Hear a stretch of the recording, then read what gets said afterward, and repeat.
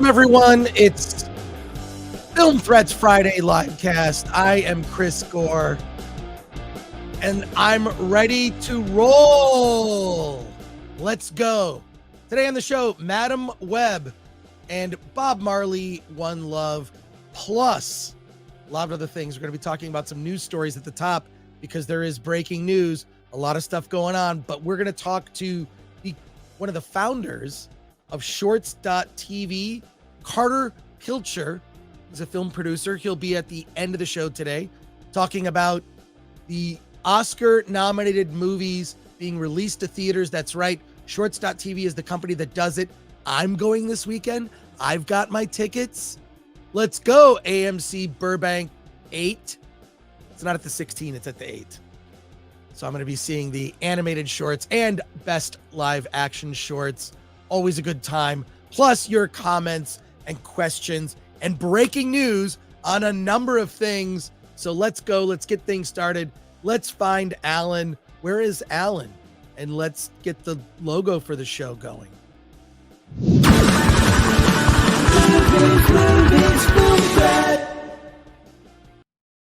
I know he's somewhere here. I don't know exactly, but it's just he's off like Alan.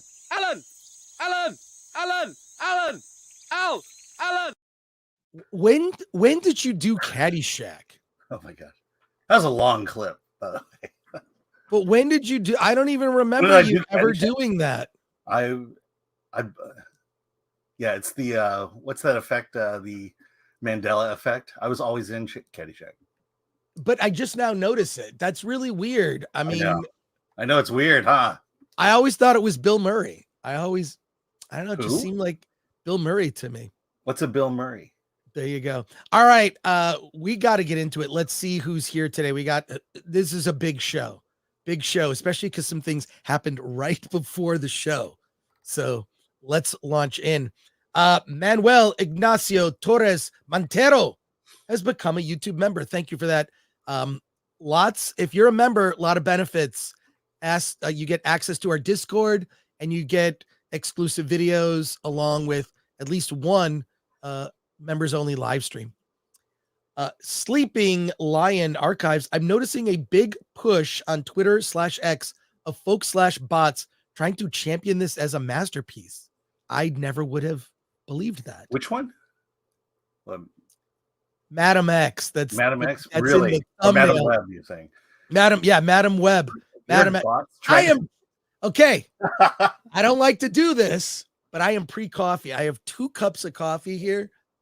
One is going to be cold by the time I get to it, but I am pre-coffee. So you're getting the unfiltered here. Greetings from Monster Island, says Chris Holmes. Well, you're going to be very happy about Monster Island in just a minute. Alan Horkin says, I wonder if Chris Gore is going to watch the 4-hour-long documentary Occupied City from director Steve McQueen or wait for the 36-hour-long special edition. I will skip. So there you go. We're going to hold any Madam Web comments until we talk about Madam Web, which we're going to talk about news stories at the top of the show.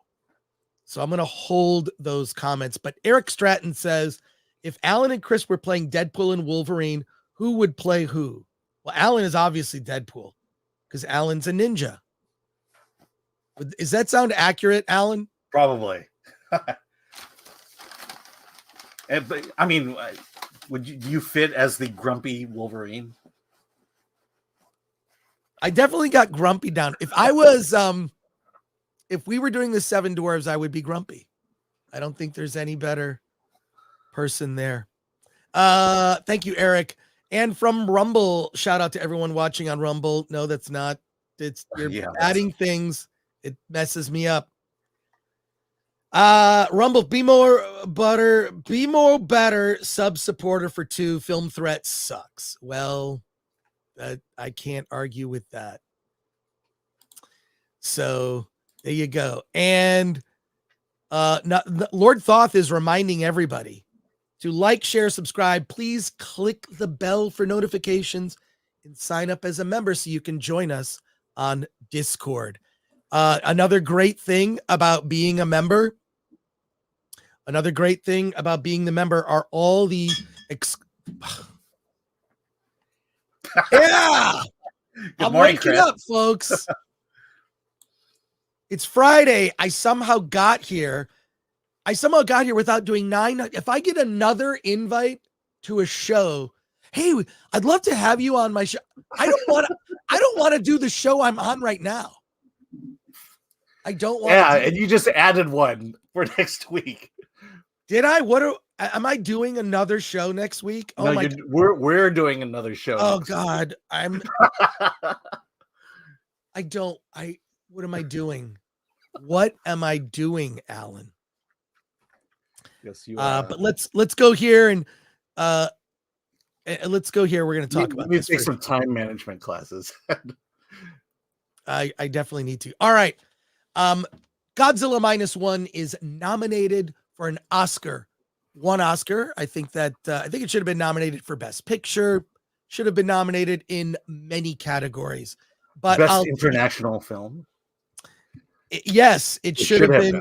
It should have been for representing Japan. Yeah. But they always put forth these pretentious kind of like art films that best represent the country rather than the best film from that country. Yeah. This happened last year, the previous Oscars with RRR. If RRR had been nominated on behalf of India, it would have won. It would have won that category handily. As it is, it did win the token, song. Best song, yeah. And we'll take it. But I happened to go to a screening of Godzilla -1. There was reserved seating in the back for Toho International, so I just kind of grabbed this. But if you're a member of the channel, go check it out. There's a 35-minute Q&A with the director about Godzilla -1. But a very interesting thing happened on the official Toho YouTube channel. We'll put the link in the description to this. We'll put this link in the description. They did a video. It's a 6-minute video, and I cannot show it to you. And it's the behind the scenes of how they made Godzilla -1. But I'm going to show you some screenshots from it. And look at this. 35 people did all these special effects. 1,000 people worked on Ant-Man and the Wasp: Quantumania. 610 total special effect shots, which were done in 8 months, Alan. 8 months. How did they do it? Well, I'll tell you exactly how they did it. Efficiency. And they visually represent this by showing you this is how normally a special effects team works, right? You've got the director, then you've got like a supervisor and a manager and a production coordinator and a blah, blah, blah, blah, blah, blah, blah. All these middle management you don't need. So this is what it normally a team would look like, right? A lot of bloat, which is like why Disney exists. And what he did was they actually show them draw out this really cool thing where you see like how much bloat there is. And then he just folds the paper and shows you like, yeah, the director just worked directly with the artists. And how did the director do that? Very simple. So it's like you cut out the middle management. The director is the VFX supervisor. I mean, ultimately, the director should be, because the director should be approving shots. So how did he do it? They literally got a one room. So they all worked in one room together. And then the director got like this chair that had wheels, and they show him like wheeling around from station to station.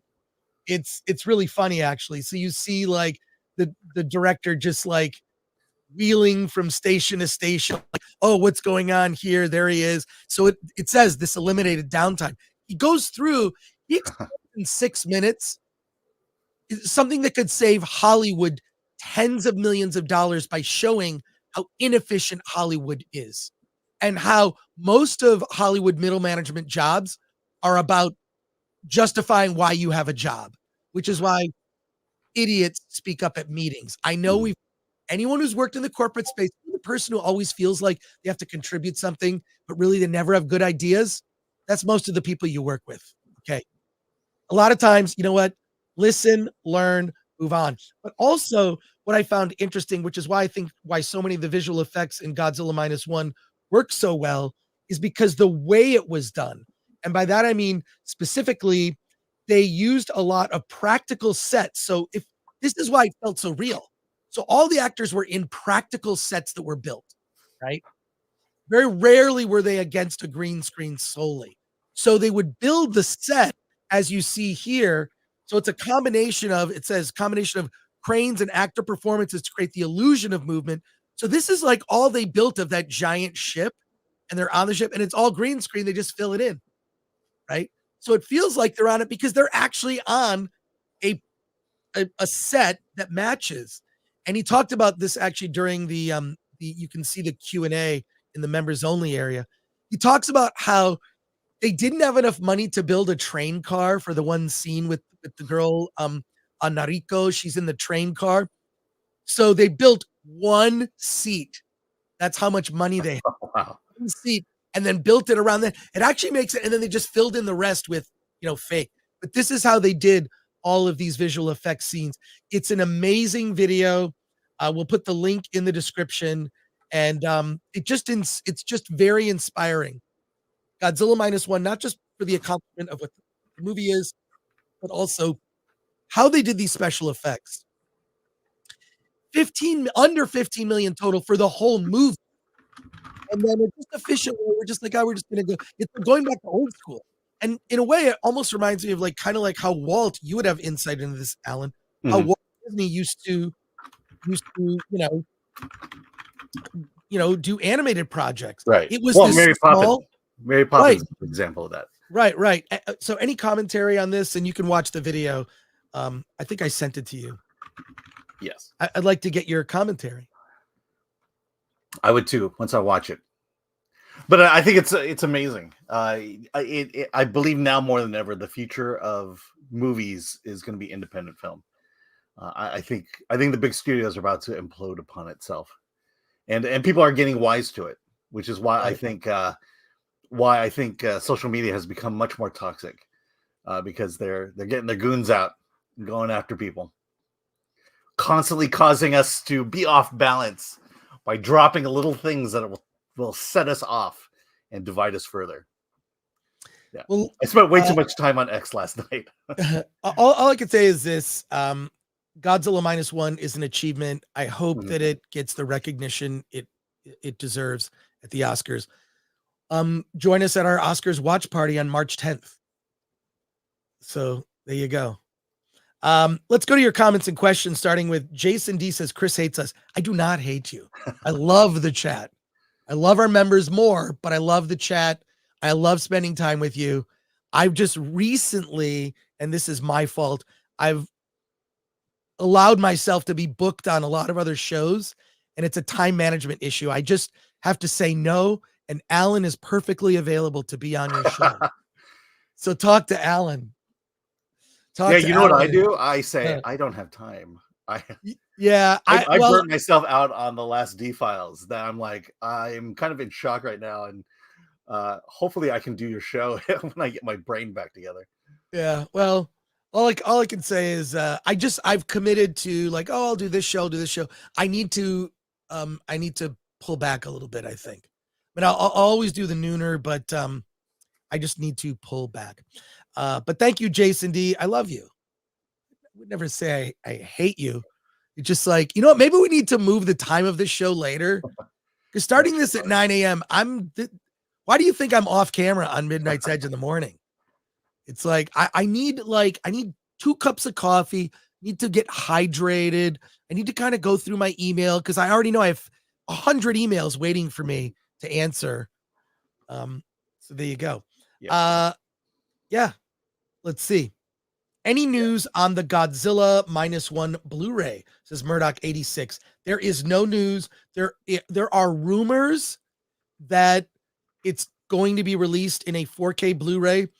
The best place that I go, as weird as it sounds, I go to Godzilla.com, is a website that has all the official news from Toho, official merch from Godzilla. Its main focus is Toho Godzilla, not American Godzilla. I just saw that god-awful Godzilla X Kong trailer.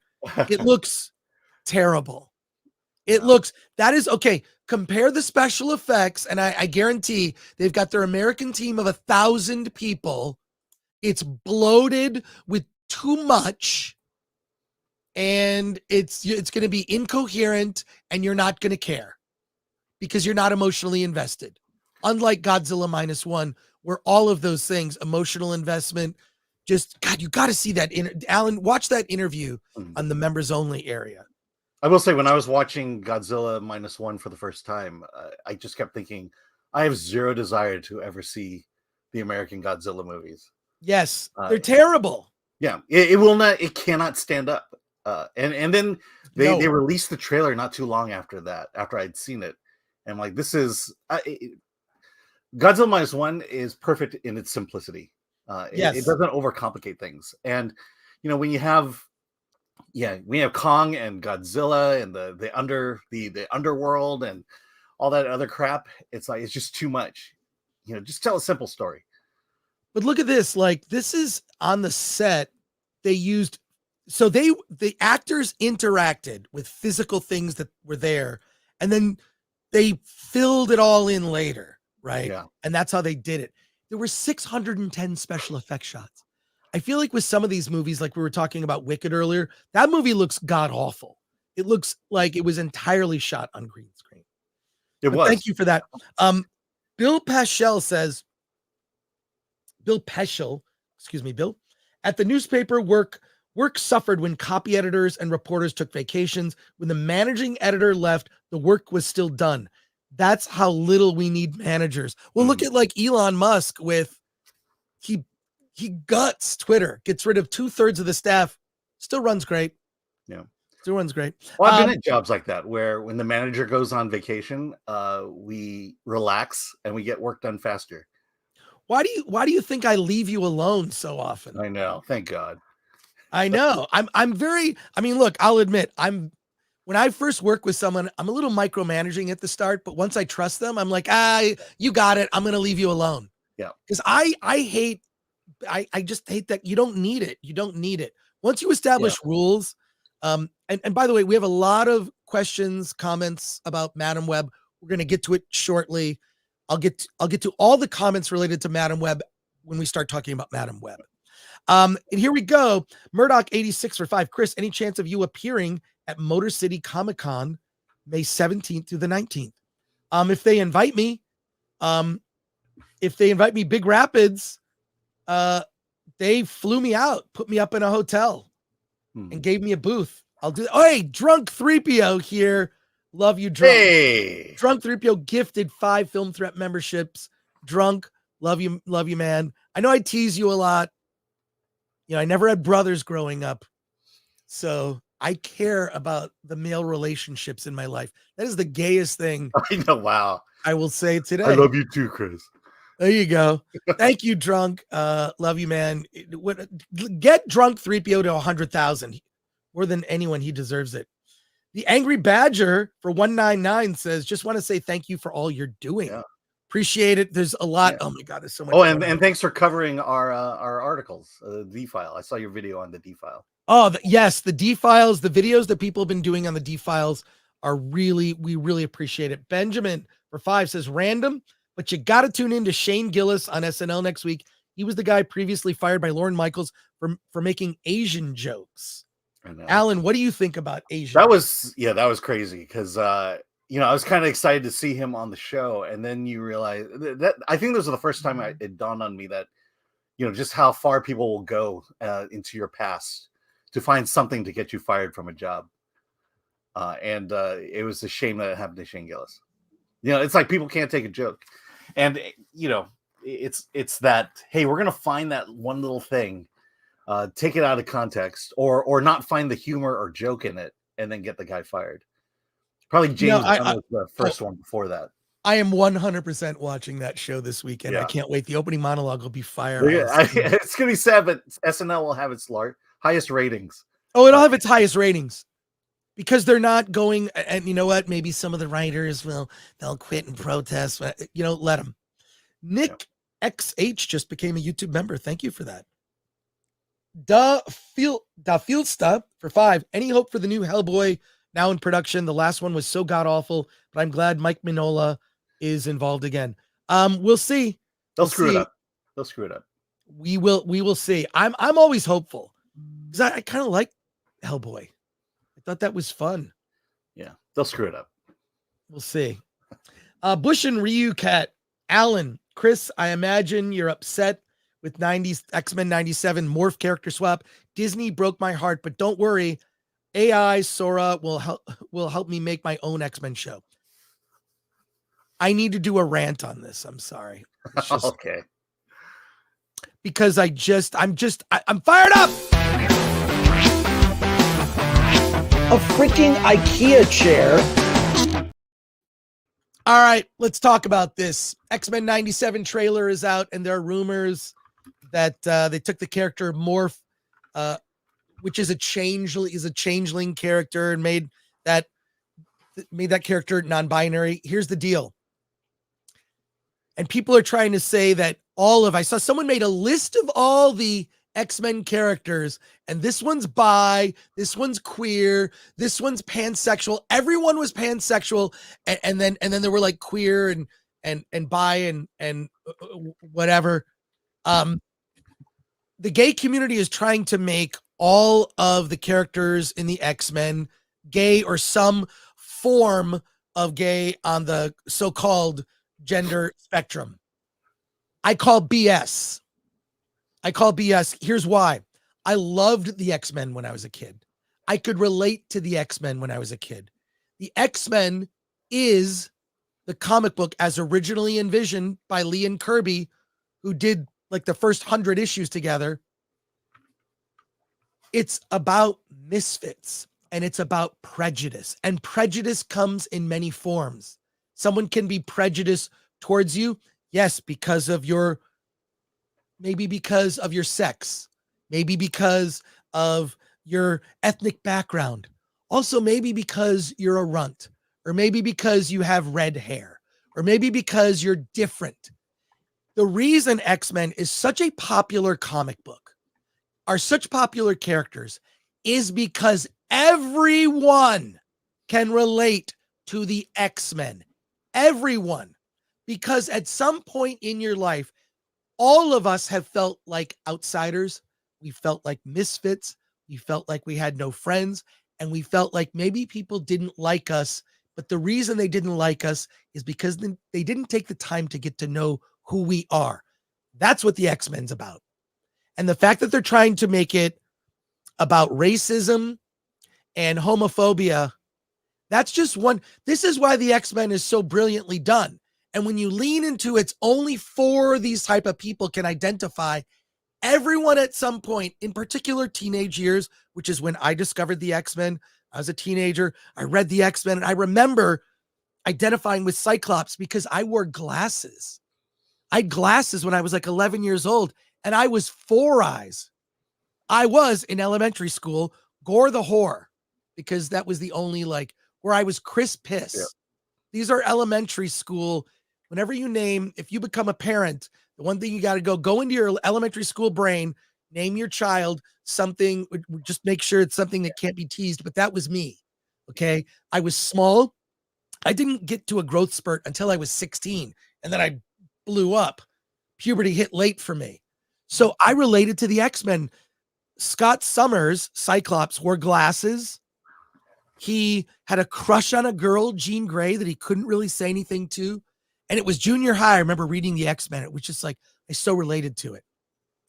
I'm not gay, but I understand how people of all types who feel different or feel like a misfit can relate to X-Men. That's why I love the X-Men.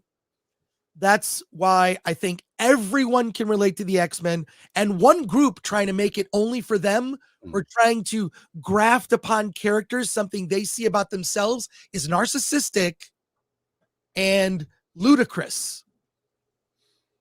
And there you go. Alan, what are your thoughts on my rant? On your rant. Well, let me pull up this tweet I saw yesterday. You should follow this guy. But this guy says, pal Al? Yeah, it's my pal Al. He says, as I remember the X-Men, they were 5 white teens with powers just trying to blend into society. Professor X taught them to harness their powers for the greater good. Magneto and the Brotherhood dubbed themselves Homo Superior and felt that mutants should rule over mankind. I mean, that was the X-Men. Yeah, that's it. But everyone can relate. God, Mhm. I had a friend of mine who is non-white who liked to write stories with white characters because he said white characters are kind of like generic people. Yeah, So white. I mean, no, but right. he didn't mean it as an insult. He No, just no, thought I get it. Yeah. he's just like didn't want to have like a burden of like, oh, I got to make it about race. I'd rather have it not be about race. So I'm going to make, as a non-white person, I'm going to do stories that are about white people because, whatever. Anyways, apparently this is By the way, here's the first comic book I ever bought. It was wow. at 7-Eleven. And this was, I mean, the story of the Hellfire Club was just mind blowing because I never thought comic books could get this surreal, get this really dark. And that's if you know this story of the original Hellfire Club, the best story, uh, it just opened my world to what comic books could do and what stories Right. could tell. And then you have John Byrne, for crying out loud. Oh, I love John Byrne, especially his run on Fantastic Four was great. Well, even I have a bunch of Superman, his comics. even though he changed, Yeah, true. I liked his run on Superman. That was with the reboot of Man of Steel. Yeah, am I right? that's In the right. 80s. Yeah. Yeah, because in that one, his father never died. I remember that. Yeah. Yeah, it was just a different take, which was fine. It was the ultimate Superman at that point. Yeah. But the whole point was that Stan Lee and Jack Kirby. It was about unity. It's about bringing people together. Getting. It wasn't and that was the whole point of Magneto, was that he felt like he was superior and could just take over. And that, honestly, that's happening today, where you see these marginalized groups just trying to take over. And we see that with the D-Files. It was not to bring equality or diversity. It was just to basically replace one power group with another power group. And just as wrong then as is now. You know what brings people together? Go back to that for a second. It's the Dune popcorn bucket brings people together. Yeah. That's for sure. Okay, I can't. They won't let me buy more. No, the funny part was Dune date night from AMC. Alan, AMC are you ready for our Dune date night? Yeah, it's happening. All right. That's not butter. All right. Let's move on from this. We're gonna get to Madam Web. I'm sorry, we just have like a couple of news topics. We may have to push Wicked to next week, but can you do, Alan, your early reaction to Dune Part 2, your social reaction? Alan Ing has seen, and just to let you know, Alan saw Dune Part 2. I have not. I'm going to see it next Tuesday. So next Wednesday's show, we're going to be able to talk about Dune Part 2 next Wednesday. But Alan, let's get your early reaction. Yeah. So let's get some of the rumors out of the way. Zendaya is not the girl boss. This is very much a Paul Atreides story. She does what you expect that character to do, and what that character has done in the books. The other thing is, Grace Randolph. No, it's not the greatest war epic ever made. It's not even close. And then for people to compare it to Lord of the Rings, The Two Towers, not even close. It's a good epic war movie. I'm glad we're going to get one this year. But it will not touch Lord of the Rings, The Two Towers. Is it more like Lawrence of Arabia? That's the way I see it. Yeah, I mean, most of the battles are done are shown from a distance. In the Two Towers, you were just right there. The camera was in the middle of the battle. Here, it's more like you've got these model soldiers, and you're moving them along the table. And you're kind of watching all that action happen. That's pretty much what's happening here. You're not in the middle of the battle. You're more or less a fly on the wall of that battle. But it's still very cool, very cool. And then because if you know the story, the way the battle ends, it ends kind of where the leaders are together, and it's like my man's gonna beat your man, and that's how we're gonna solve this. And so that's hardly Two Towers. It ends kind of the same way that Dune Part 1. Oh shoot, I don't want to say anything. Yeah, I've read the book. I've read the book many times. I'm just saying, how they resolve the battle is it's not like the last man standing. It becomes a face-off. Right. Well, but I think everybody, look, if you've seen the Dune 1984 by David Lynch, if you've seen the Dune miniseries on Sci-Fi Channel, if you've read the Dune book, which has been out since 1965, you know the basics of the story. There are changes that you told me about, Alan. We're not going to talk about those. Yeah. There are changes to the book that I understand the logic behind the reason for the changes. Mm-hmm. It makes sense to me. And I'll just say that it makes sense why they made the changes. Yeah, I think what you're getting to is it may disappoint Dune fans. People who've read it may disappoint if you are rigid to the telling of the book. I've always felt that it should have been 2 seasons. You should tell the story of Dune, the first book, in 2 seasons of TV on HBO Max or something, kind of like Game of Thrones. Game of Thrones borrowed heavily from Dune and the world of Dune, and great houses feuding for control. So and the dragons are effectively the worms, right? The sandworms, the dragons are the threat. Who has the dragons? Who has the worms? It's like there's so many similar things. George R.R. Martin, a lot of people borrowed from Frank Herbert and Dune, and overall, like the only complaint I've seen, which I actually already. It's too short. It's 2 hours and 40 minutes and feels short. I'm serious. It's too short. Oh my God. It was not too short. Look, let's play some context here. I have not read the books. I'm not a big fan of Dune. I enjoyed the movie. I think it's in terms of a part 2, it feels like a part 2. It moves seamlessly from part 1 into this. It tells this grand story. The introduction of is it Thade or something like that from Harkonnen? Thade Rautha. Yeah, his introduction is great. The art design of that entire segment is fantastic. You've just never seen this before. But at the same time, the 10-year-old me would not be into Dune at all. Not like 10-year-old me was into Star Wars. I was 14 when I read the first Dune book over the summer, and it changed my life. It just because it was so I was used to Star Wars and cheesy sci-fi and Flash Gordon, Buck Rogers. I still love those, but Dune was different. There are no robots, no spaceships are not a big part of it. Space travel, but space battle is not a big part of it. There aren't aliens. Right there. They're all aliens, but that's the point. That's the point. It's about warring factions.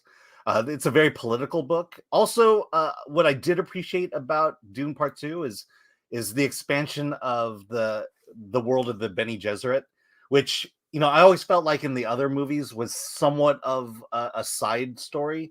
In this one, they're very prominent, and the way that they exist within all the houses. Was very interesting, and I'm excited to see the Dune Messiah to see kind of how all that plays out. They specifically are doing things in this story. They made choices from what you told me. I gleaned that they are setting up Dune Messiah. Dune Messiah is the third one, and it's like they very much allude to it at the end of the movie. That Dune Messiah story continues. Yeah, but he's going to take a break and make another movie. From what I've been watching every interview I can find with Denis Villeneuve, but I found this weird video on X. I want to share it with you right now. It's just over a minute. And this is how they're promoting Dune in other countries.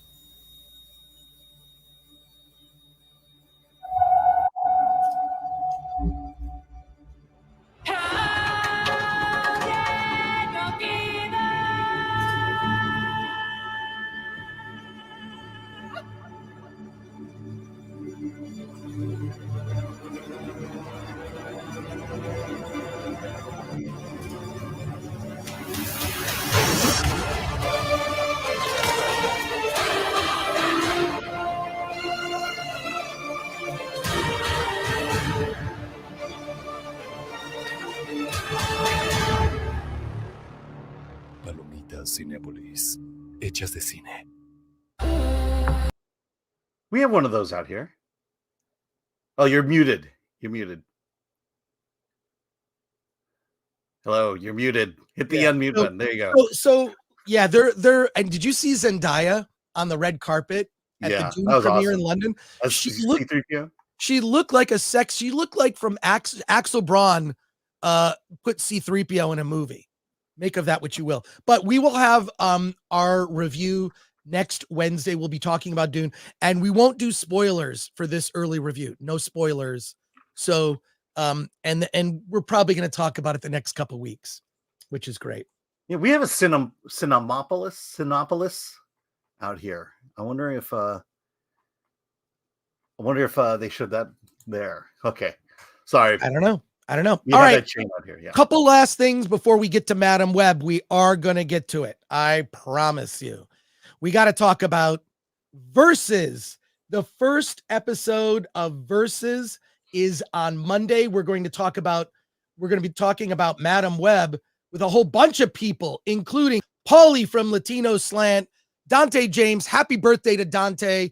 It's Dante James's birthday today. Say happy to Dante on X. He's Verbal Riot on X. Ramesh Iyer, Robert Meyer Burnett.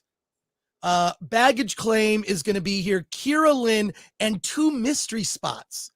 And we'd like to know from you, who else would you like to join us on the show? Mondays, 3 p.m. Pacific time, 6 p.m. Eastern time. Versus is our group show because, Alan and I, we have opinions, we debate, but let's get some more people involved. So we're going to talk about box office, news. I have a game we're going to play that is going to be really fun. Just trust me on this. It's going to be a very fun game. So join us on Monday for our very first live stream with a bunch of cool YouTubers and people that have opinions. And I can just tell you, the diversity we focus on is diversity of opinion. Alan, are you excited about Versus? Yes. We're seeing here, people want Alex Jones and John Campea.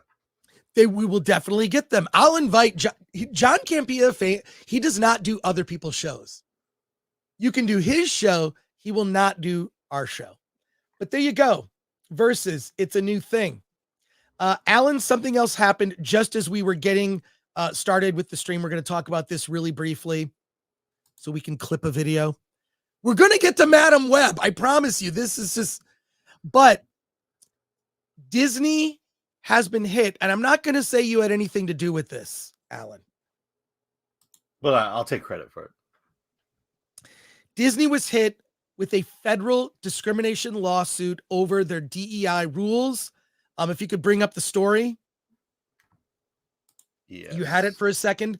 Alan has been doing an investigation. I'm sure you all know, maybe that's how you discovered the channel, that Alan started doing a series of stories that came from his review of Wish.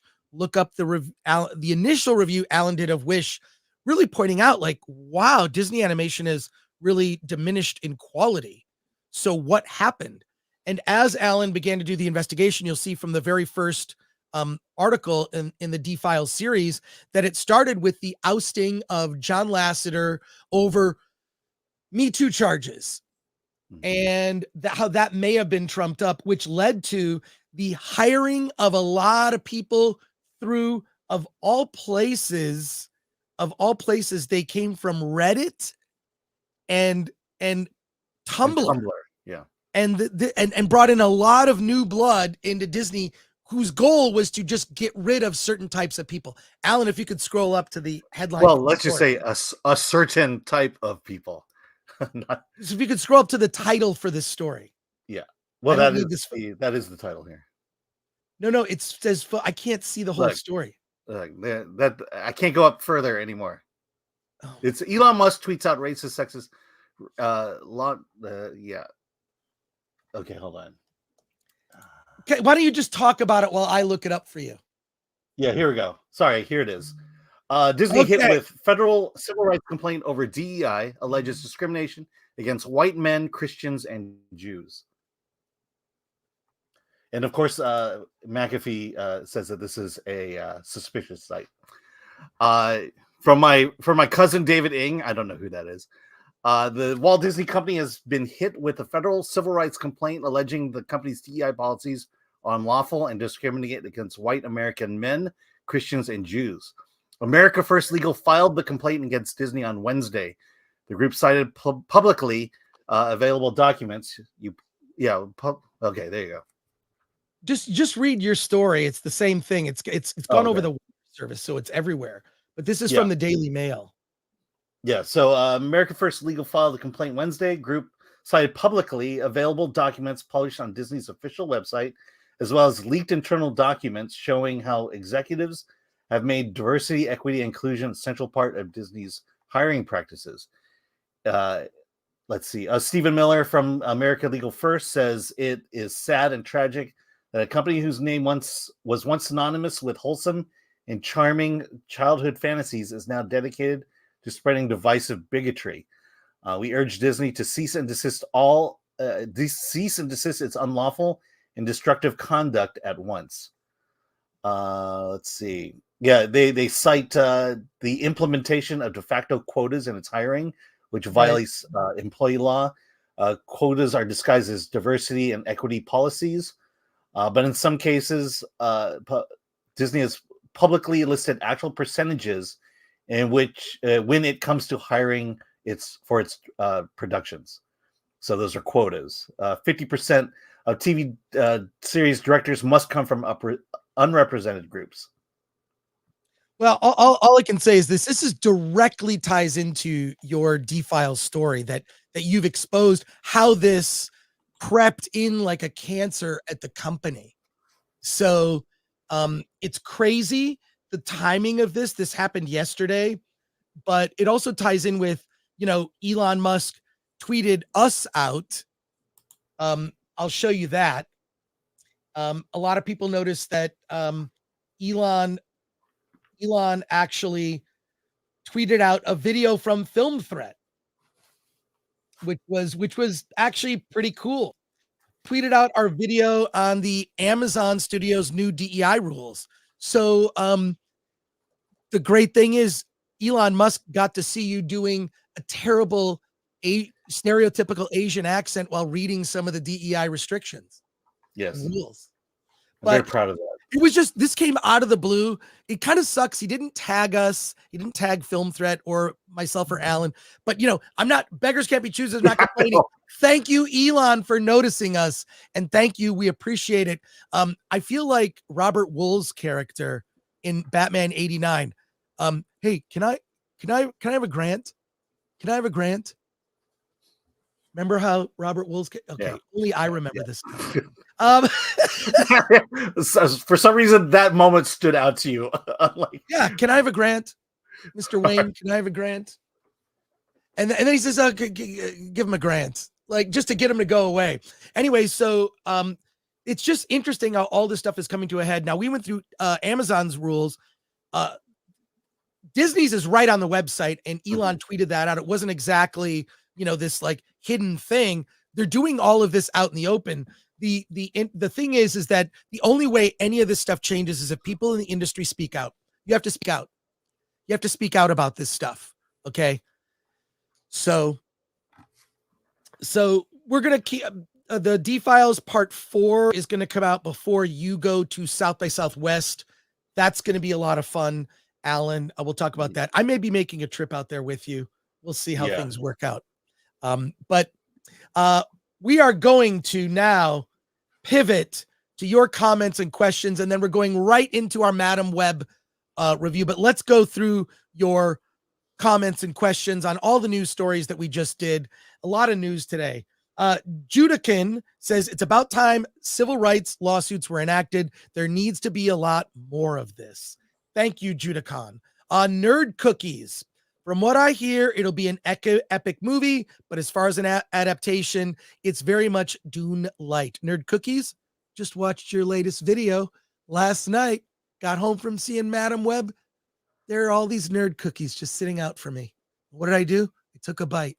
Thank you very much. I agree with all of your speculation. I think your speculation is very accurate. I understand the reason for doing this, but you're right, Nerd Cookies. The book is always going to be there, and the book is very dense, and I love it. Yeah. But this is Dune Light. And I agree with. I think it's going to be too short. I would love to see Denis combine the two films, make it one movie, and add some fan out there. Please, a fan, make the Book of Dune where you add every deleted scene into one epic cut, like 7 hours of Dune. Denis Villeneuve's Dune. I would love it. But from what we understand is that there are no deleted scenes. That Dune was planned out very well. Well, there are very few deleted scenes. There are deleted scenes on the DVD, the 4K Blu-ray, which I have for Dune. But yeah, it's Dune Light. But you know what? I'll take it. It's a dense world, but it's more for adults, which I appreciate. MK Solid 82. Alan is like Julia Roberts in Pelican Brief. Ooh, let's get some videos. Hey, Madam Web was embarrassing to watch, says heel versus babyface. Shout out to you as Nerdrotic. Bro. Hey, bro. Thanks for the advice. You, it got me through prison. Dude. My short stint in prison. Dude. Hey, I can't wait. FNT is going to be epic today. I don't schedule meetings during FNT. FNT is when I get a lot of work done because I'm working on stuff. But love the FNT crew. Love you guys. Love it. Look at that. Hey, Gary, I'll see you. Hey, on the Nooner, I'll be able to talk about Dune Part 2. If you want to discuss it, we can do that. Thank you, everybody. God, now I'm nervous. We have 1,500 people watching live. Smash that like button. Subscribe to the channel if you're not subscribed. And then there you go. Benjamin, actually, we have 1,700 people watching. Sorry about that. Oh, that's right. Rumble. 200 on Rumble right now. Love you guys on Rumble.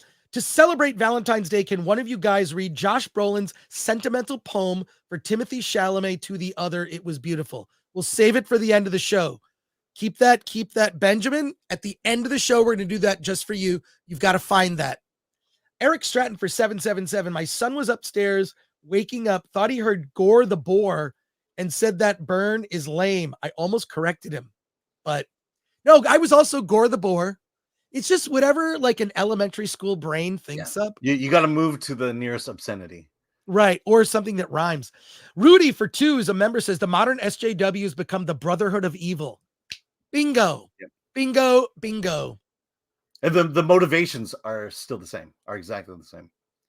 Fear the Turtle 21 says, did you guys watch Blue Samurai? I'm late to the party, but just watched it last week and was blown away. Shows there are still really good animators out there who understand great storytelling. I have not. Yeah, I can't do television right now. But thank you. Very generous. Stephen Ellis for 2 says, have you watched Tales from the Loop yet? I have not. Can't do television right now. I can't. Everyone's bringing out these TV shows. I just have no time. Bush and Ryu Cat for 5. Alan, Chris, I imagine you're upset with okay, we did actually talk about that. That prompted a rant. Sons and Shadows, who's a member for 5. You all are a great inspiration. We are plugging along 3 episodes into live streaming now and having a blast with you, Gary, G&G crew. Great crowd. Hey, love the I wake up to G&G daily. I wake up to the voice of drunk 3PO. And Jeremy getting angry about something, and Ryan getting angry about something. I love it. It's like the oral version of caffeine, straight into my ears. Shoot it into my ears. All right. Someone's got to clip that. No, do not. Make a video from that, please. Do not clip that. So Bruce Leroy Jenkins for 5. Love that Leroy Jenkins. If Madam Web doesn't sweep during award season, you know the fix is in. And by award season, I mean the Razzies. There you go. We're going to Madam Web right now, or are you? It is time. Okay. It is now time. Let's talk about it. Alan, it's time. We have to do this whether we want to or not. We made it. Let's talk about Madam Web. What is the story of Madam Web, Alan? And just a brief synopsis. We don't need a blow by blow here.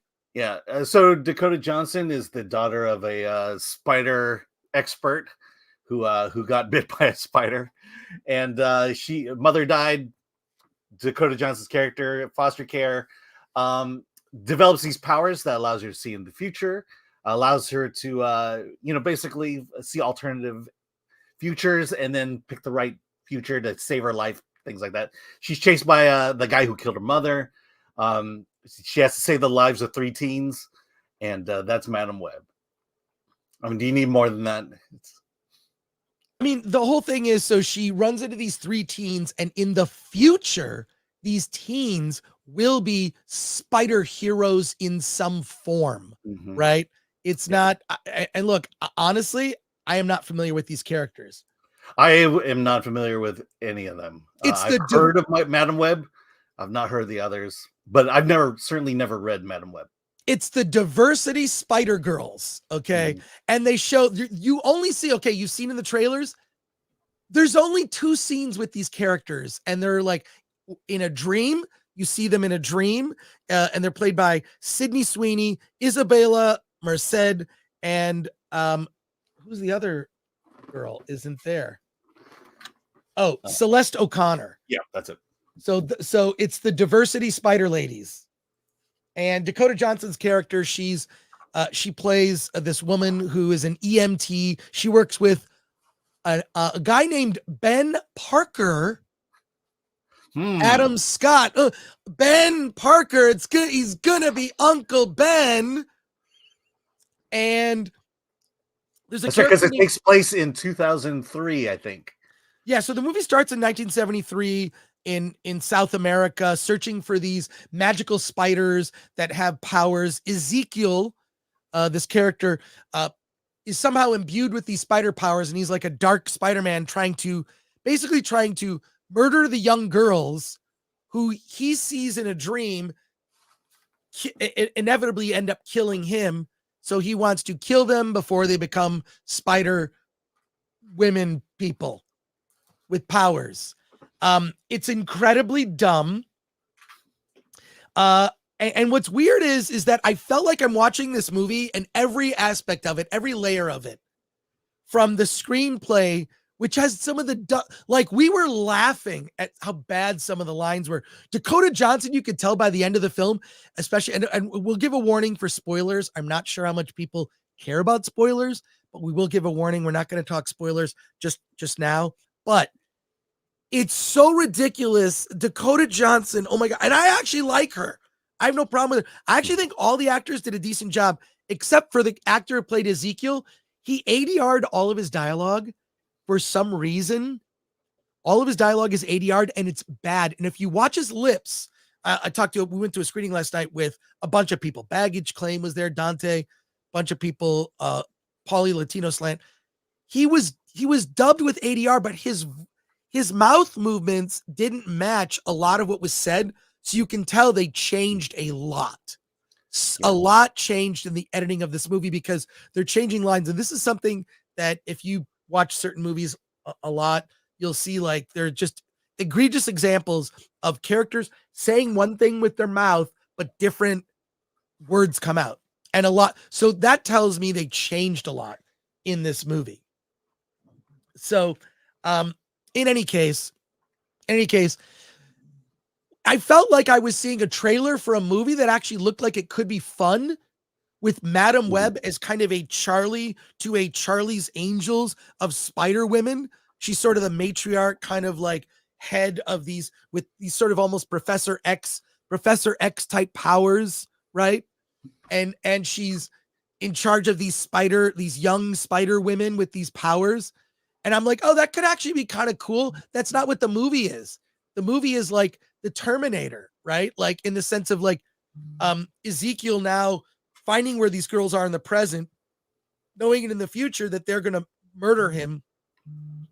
So he tries to kill these girls before they get their powers. It's stupid. It's ridiculous.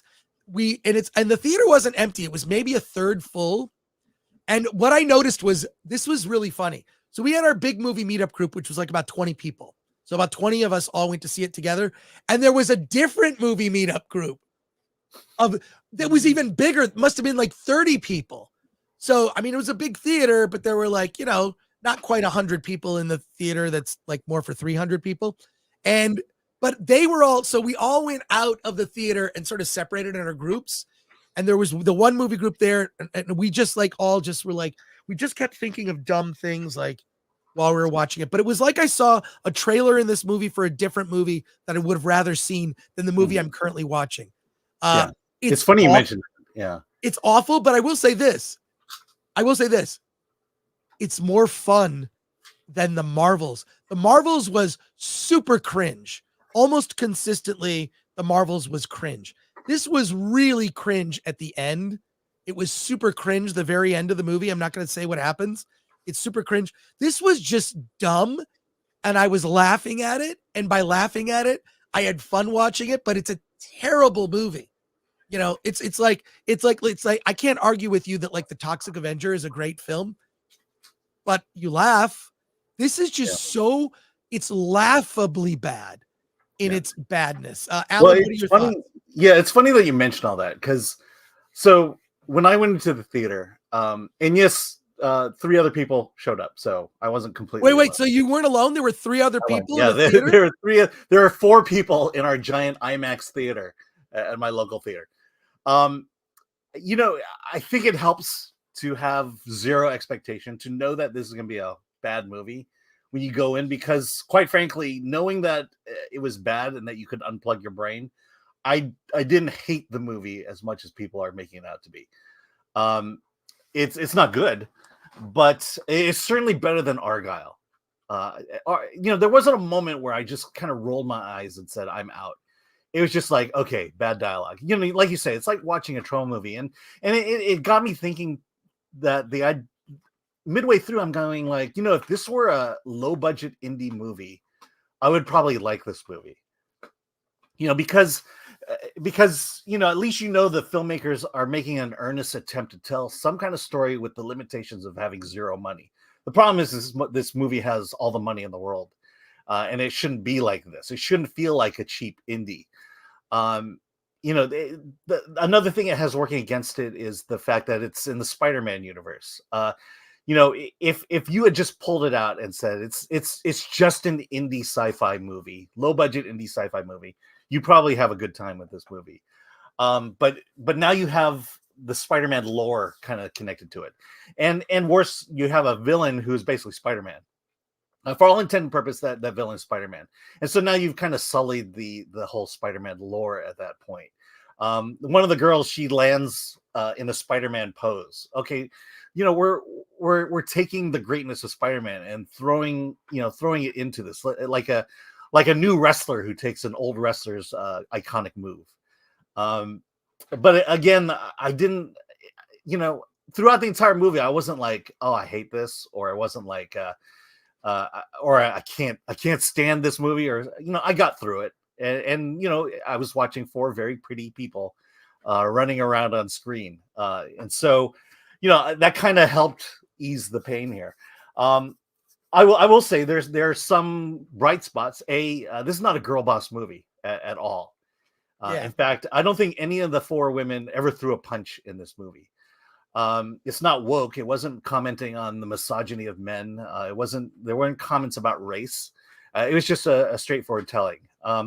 The other thing about it being an indie film, it's a very indie idea that Madam Web's power is her ability to see into the future. And so the entire movie is her basically avoiding bad things that happen in the future, which is a very indie idea when it comes to sci-fi. It's kind of like Final Destination, right? Yeah. Like Final Destination, like, oh, it's coming, it's coming. It had a little bit of that. Yeah. But there are so many dumb moments. Let me just make my point with this. The idea that her power is to avoid the future, and this is essentially avoid cataclysmic events in the future. Right. So that's what I'm saying. Avoid something terrible is going to happen. But, okay. How do I avoid that one thing? Okay. Yeah. Let me make the point though. The problem with that power is it makes it a passive movie. Because the girls, all they do the entire movie is run away, is avoid things.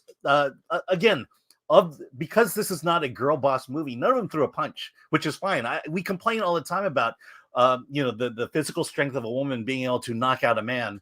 Well, that never happens here. They just run. They run. They rarely ever get into physical altercations with Xavier. And as realistic as that is, it's not an exciting superhero movie. You do want to see some kind of action, some kind of fight scene, and the movie is a very passive superhero movie. And I think, again, this should have been a low budget indie movie. It should have cost $10 million to make. It should not have been part of the Marvel universe or the Spider-Man universe. And that's, and I think if you realize that, you could have made this an okay movie to watch. Right. Let's so do you recommend Madam Web, Alan? It's one of those, if you want to just unplug your brain and see pretty girls run away, and have, and not care about the quality of a movie, sure, go watch this one. Certainly better than Argyle. You could do worse. It's laughably bad. Yeah. And the thing is it has more laughs than the Marvels, which was cringe. Yeah. This is the idea that moments, this is the there's worst a lot movie of cringe. ever. The idea that this is the worst movie ever, I'm not going to go in that kind. I would say the Marvels definitely, Wish definitely. Anything that Disney Marvel has put out is ostensibly worse than this. Right. All right. We're going to talk spoilers in a minute. I'm going to go to your comments and questions, starting with Heel versus Babyface. Why is Alan on crack? Alan, can you explain why you're on crack? Look, I'm not saying it's a good movie. I'm just saying it's not as bad as people are saying. I sat through it. That's the best thing I can say about this movie. We're going to talk about it when we get to spoilers. I'll tell you what's bad, but let's get through. Yeah. Thank you, can't wait to see you on FNT later today. Brock Samsonite says it's basically the butterfly effect, but for girls with discount Spider-Man. You're right. Mm-hmm. Pave Law John says when an indie movie like Turbo Kid is more fun than anything being crapped out by Sony and Marvel these days, it's bad. Dakota Johnson, Ron Enrique says, Dakota Johnson drives around NYC in a stolen taxi cab, flies off to Peru for a week, then returns to drive said taxi cab. Ooh, Sydney Sweeney is on screen. What was I saying? I forgot. Yeah, I know. Well, I mean, that's the point. You unplug your brain before you go in.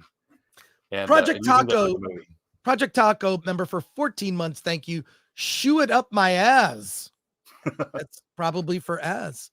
Sifax AJ, it was terrible and the dialogue felt very AI. Also, apparently, chest compressions is the immediate go-to for any injuries. And Doc Savage says, come on, Chris. Jeremy Johns did the best he could with what he had. Oh my God. Jeremy Johns looks like Ezekiel. He even commented on it in his latest video. Shout out to Jeremy Johns. I've been watching him for years.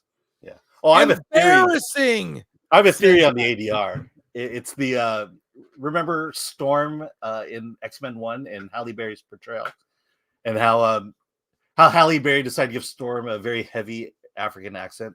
Yeah, and then it was yeah, and so they got rid of it. I think that's right. But hey, what can you say? It is embarrassing. Pike for 5 says, is this one of those movies that's so bad it's good? It's so bad. I was laughing inappropriately. There's no laugh that's like, oh, that's funny. Every laugh comes from how bad it is. So yeah. Darth Bobcat, thank you, Pike. Darth Bobcat for 2 says, I heard Ezekiel, the actor, doesn't speak English. Oh, yeah, there you go. That's possible. So the question that has been on Twitter is Sydney Sweeney a mid or not? You're crazy. If you have not seen Anyone But You, Sydney Sweeney is hot. They actually made her less sexy. But because she's supposed to be a teenage girl in this. Yeah. So they she's still wearing thigh highs and a mini skirt for most of the movie.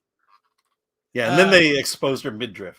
So yeah, I don't know what your definition of mid is, Winsome Hacks, but those people are idiots. Those people are idiots. Oh my God.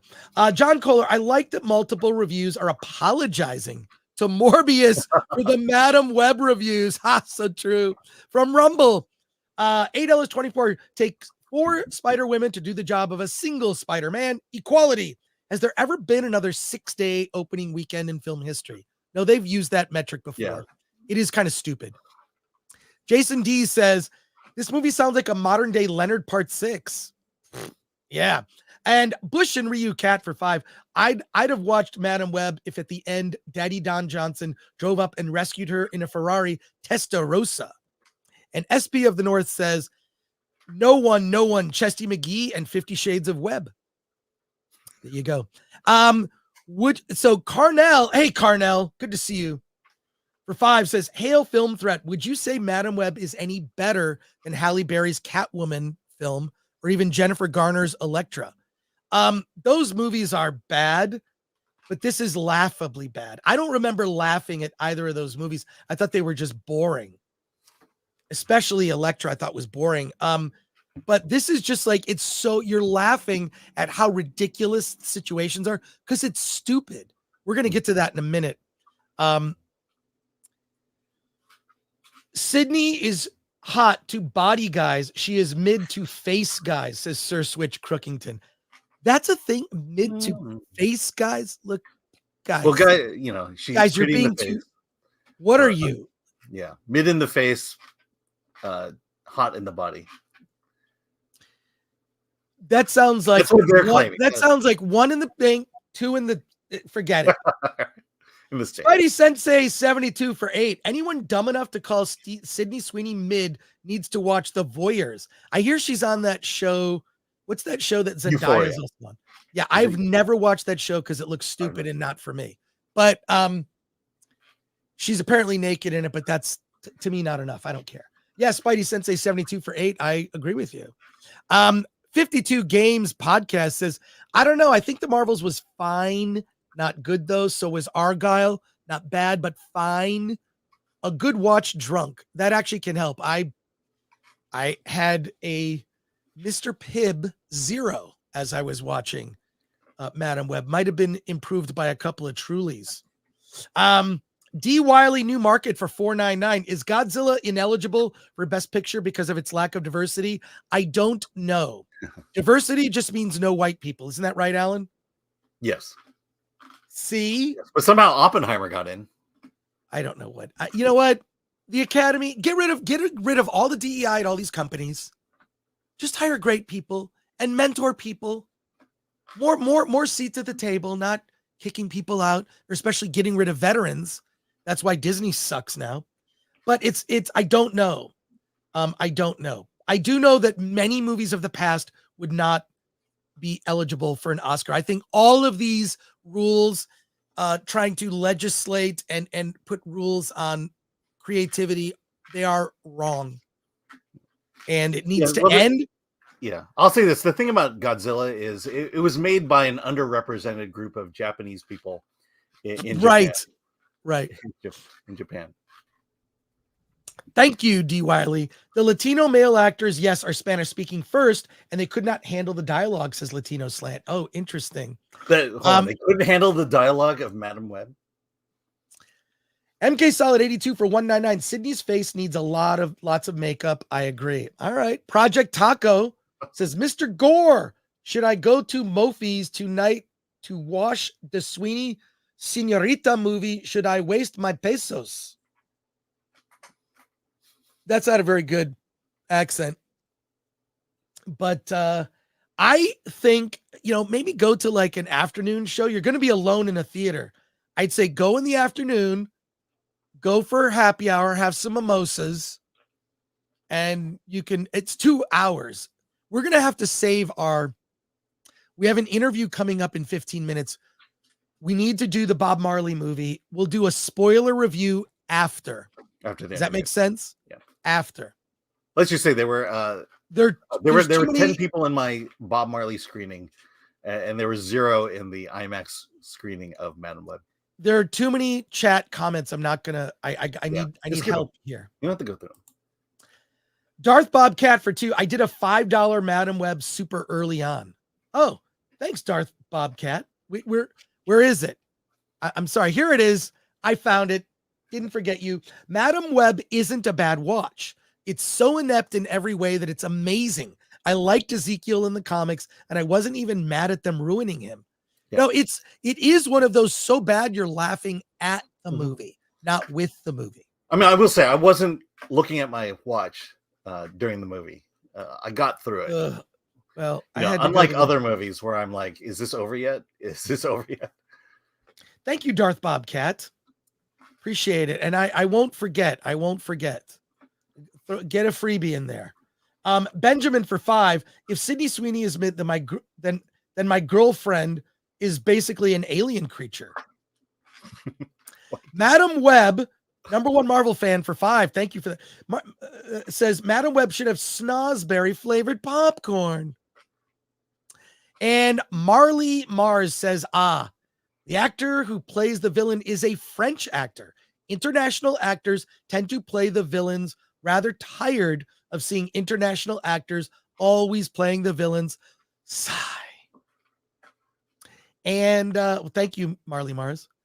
Stone's Cold Beer Cooler. It's nice to see Alan get released from jail for his special time with Sydney Sweeney. And Film Facet says, the original comic of Madam Web is that of a very old woman, not some chick that looks like the offspring of Don Johnson and Melanie Griffith.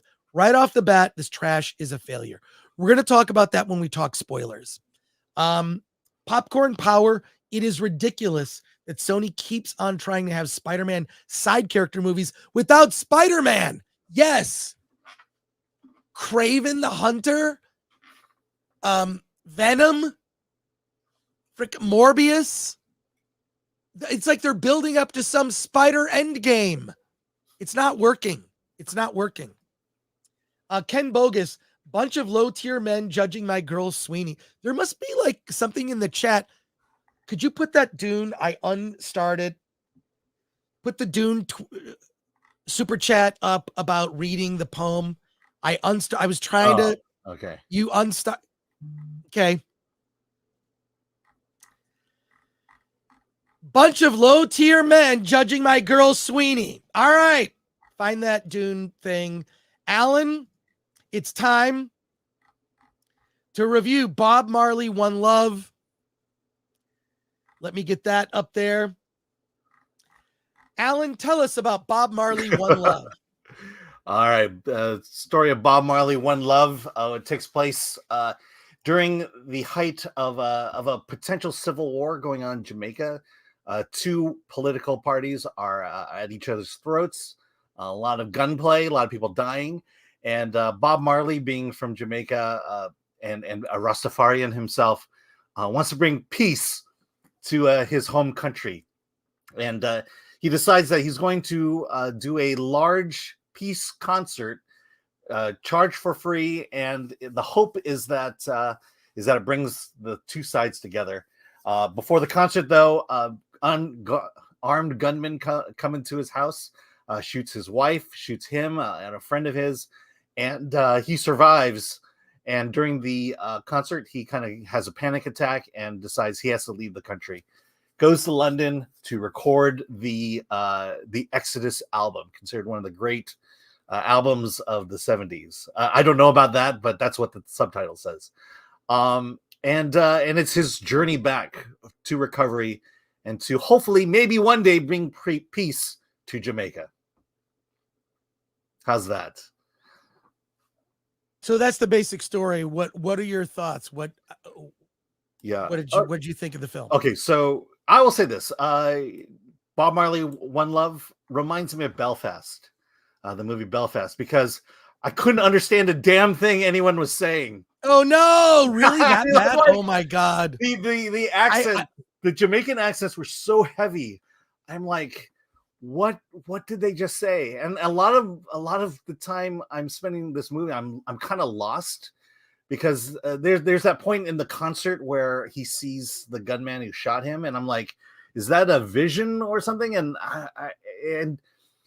I hear them talking, and I'm like, I can't figure out what they're saying. So I think half of the movie I'm just lost. but aside from that, I mean, I guess the movie was okay. I like the music, a lot of Bob Marley music. The people in my theater, the white people in my theater, were singing along with the movie.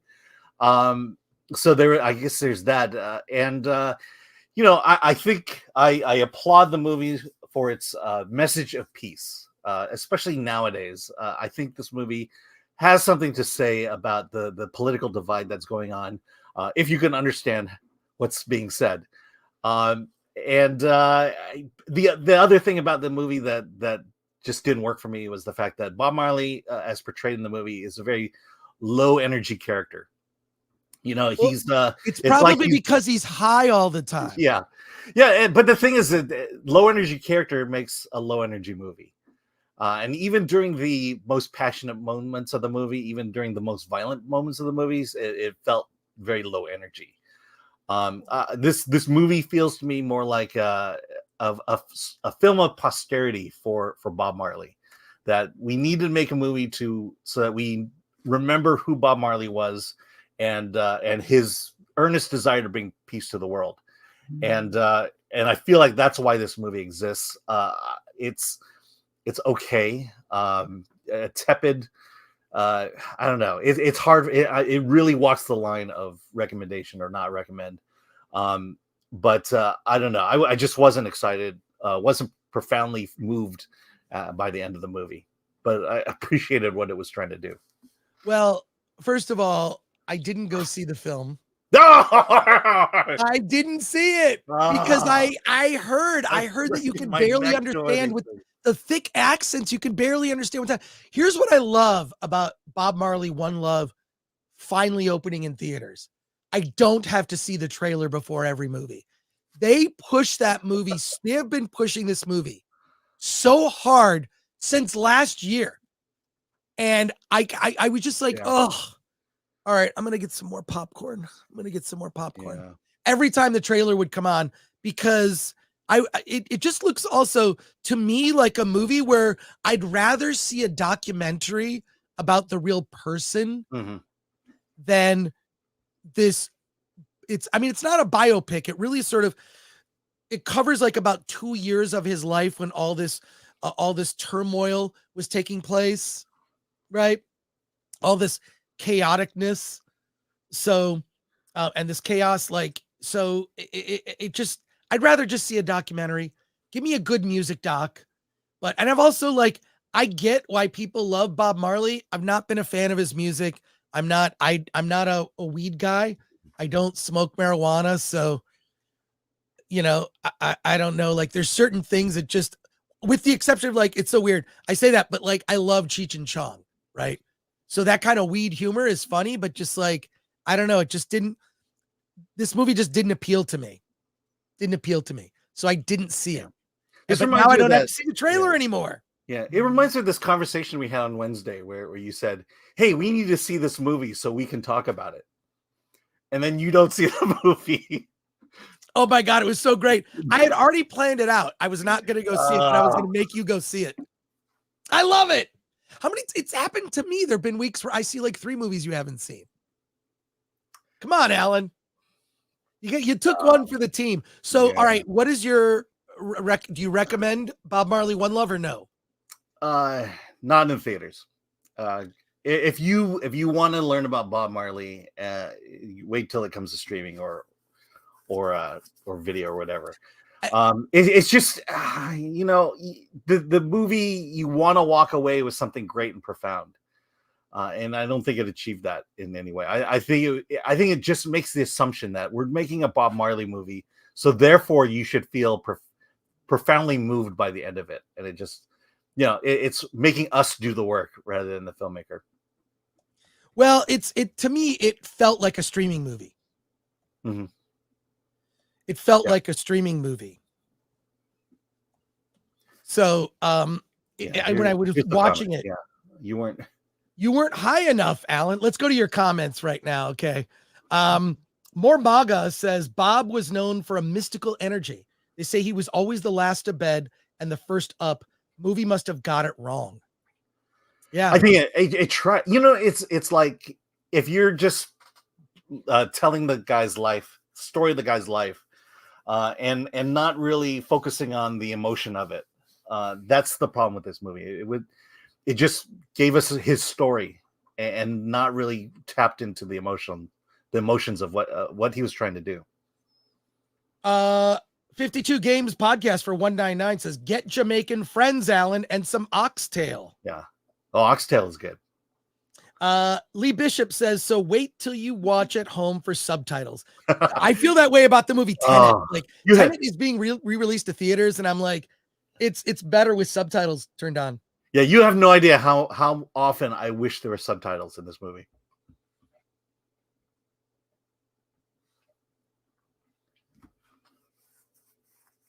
Are you muted? Did you just mute yourself? Yes. Okay. T-Jazz Art and Comics. So like the movie The Door, or like maybe The Doors? No, he's talking about the Tommy Wiseau. Oh, right. You talking about The Room? He's talking about The Room? Oh, The Door. Oh, maybe I am The wrong. Door? The Door? Oh, The Doors. Okay, The I Doors. I think he's talking about music. I feel really off today, folks. I'm sorry. Spidey Sensei 72, man, this world is nuts. People are calling Sydney Sweeney ugly and saying Bob Marley is overrated. I'm not saying movie is overrated. To be clear, we're not talking about Bob Marley the person. We're talking about the Bob Marley One Love movie, which, like, I just watched that trailer and I was just like, I'd rather see the doc. The music was good. The actual music was the best thing about the movie. Jimmy Francis says, haha, sounds like everyone from Europe that visit. The Caribbean broken English is difficult to understand. Yeah, I mean, I felt the same way about Belfast. I mean, I saw it with the San Diego Legion of Irishmen, or whatever they call that. And everyone was just laughing, and I'm like, I have no idea what the joke is. Yeah, and? Yeah, I couldn't understand the movie. I couldn't understand half of Belfast. Yeah, well, there you go. All right. I got something from River. I can't wait. We're going to do this before the end of the show. I'm super excited about this thing that we're going to do. So there you go. All right, back to your comments and questions here. Let's see. Manny Lamont says, read a brief history of 7 killings by Marlon James if you want to get some background on Bob Marley and the civil unrest in Jamaica at that time. Well, I will say this. I think the timeliness of the story is much needed in the sense that we could use a Bob Marley in the United States at this very minute. We're so divided. And the weird thing is that the division is being pushed by the mainstream media. Like constantly pushing division. Do you have a thought on that, Alan? Do you have a thought on that? Yeah, just that. Yeah, we are divided politically, and I feel like the mainstream media is pushing us to the point of a civil war. You know, violence is going to break out somehow, and it's going to be tough to turn it off. Right. So yeah, it's we're living through kind of a sad time at the moment. And I feel like we could use like a Bob Marley uniting figure. So there you go. I mean, it just seems like, you go on social media, which is why I think a lot of people stay off social media. But It seems like every other day there's a news item that's designed to piss off one side or the other. Yeah, 100% for sure. So really disheartening. Back to your comments here. Thank you, Manny. Appreciate you. Shulk Engelbrecht. Reggae music is boring dog poop. Stop pretending you like it because it reminds you of your high school days. Does it remind you of your high school days, Alan? No. I mean, that was during my high school days, but that's funny. Didn't remind me of my high school days. And here we go. Yeah, like Razorburn, member for 3 months, says, Chris, I would rather watch a doc about the origins of ska music, which leads up to the two-tone movement in England. The Specials, Selector. I love the Specials in high school. I love the specials. There were just, yeah, that was definitely my high school era. Going to see bands like the Smiths and the Clash. Yeah, I saw those bands live. Yeah, I did. I'm serious. I saw the Police. Saw a lot of bands live. Wes Ray says Sydney Sweeney is mid, is a news item that pisses off both sides. Yeah. And only Sweeney can unite us all. Well, I think she can. You think so? I think so. You think so? Both of them. I'm not sure. All right. We're going to pivot here. We're going to pivot. Take that banner off. And we're waiting for our special guest to show up. In the meantime, don't go away. I have a very important message. Very important message for the more than 1,500 people watching live. This is, as you all know, I'm a patriot, but not just about this country, about things that actually really matter to everyone. I love breasts. Women look at other women's breasts. Gay men love breasts. One thing that could unite the world is breasts and cleavage. I really believe that. I truly believe in breasts.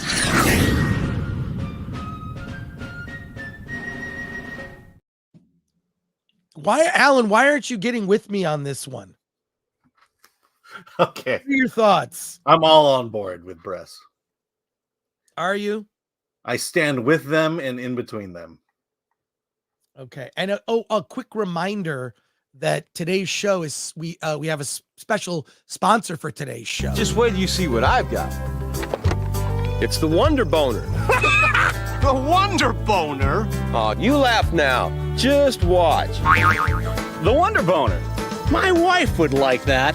So, Dave, where did you get the Wonder Boner? It's funny you should ask. Order your Wonder Boner now. Call toll-free 855-246-9948 and receive the amazing Wonder Boner for just $19.95. I can't wait for that boner money to come in. Did you ever get your boner money, Alan? Oh, did we ever get the boner money? Did we ever get the boner money? Yeah. All right. That's your end of the business. All right. Well, look, money. It's possible there's a mix-up and our special guest isn't going to join us. We're going to pivot to we're going to talk Madam Web spoilers. Yeah, unless you want to talk Wicked beforehand. And did you want to talk about that? Yeah, if we want to stall for time, see if he shows up. Okay, good. All right, Alan. The reason you were very adamant about this, and also to be clear, I am a straight man. Yes, and I am too. And in fact, I go so far as to say, I know this trended for a while, I'm super straight. Yes. But I am also engaged in a heterosexual relationship. Having said that, I have gone to Broadway plays. I'm a big fan of Les Mis. I used to be a season ticket holder to the Pantages Theater, where I've seen Wicked 5 times. I have seen that play over the years. It is one of my favorite stage plays and musicals, mainly because I look at the play and I think to myself, wow, if they had only told the story of the fall of Anakin Skywalker to the dark side in the same way that they tell the story of the Wicked Witch of the West, the prequels would have been epic, I think. But, look, I think we all look back fondly at the prequels. I think they could have been a lot better. But Wicked is an amazing story. It's a novel that is a prequel to the events in The Wizard of Oz. The stage but play, not canon. Let's make sure. Right, but the stage play actually directly leads into and crosses over with events that happen in the Wizard of Oz movie. It's very clear. So this is really a prequel to the original Wizard of Oz film.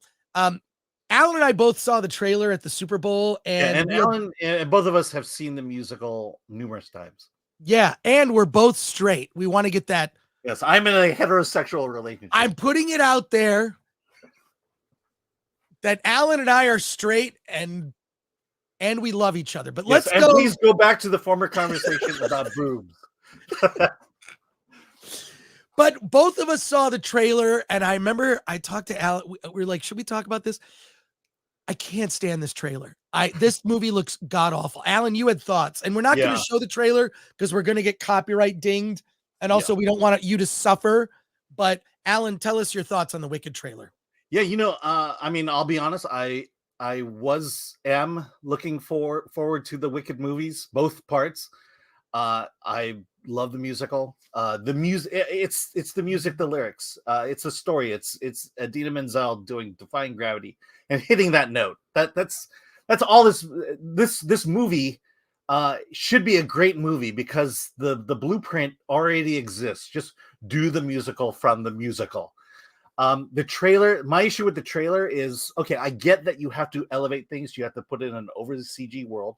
And I will submit that when Into the Woods tried to do that, that's the reason Into the Woods failed, is because it tried to create a world that stage just doesn't translate to. And that's why Into the Woods failed. And that's why I'm having reservations about this one. The other thing is Wicked, as much as Wicked is about racism, and about no prejudice. Sorry. It's about because it's about prejudice, not racism. Right. Sorry, so misspoke. Prejudice. The musical is about prejudice. Yes. And because it's about it, that's a theme that runs throughout the entire film. The movie, the musical really is about friendship, the friendship between Elphaba and Glinda. It's about two people from opposite sides of the track coming together in friendship and building that bond together, and how that friendship helps each other out in that situation, which takes us through the story of Wizard of Oz. Movie ends where Wizard of Oz ends. The musical.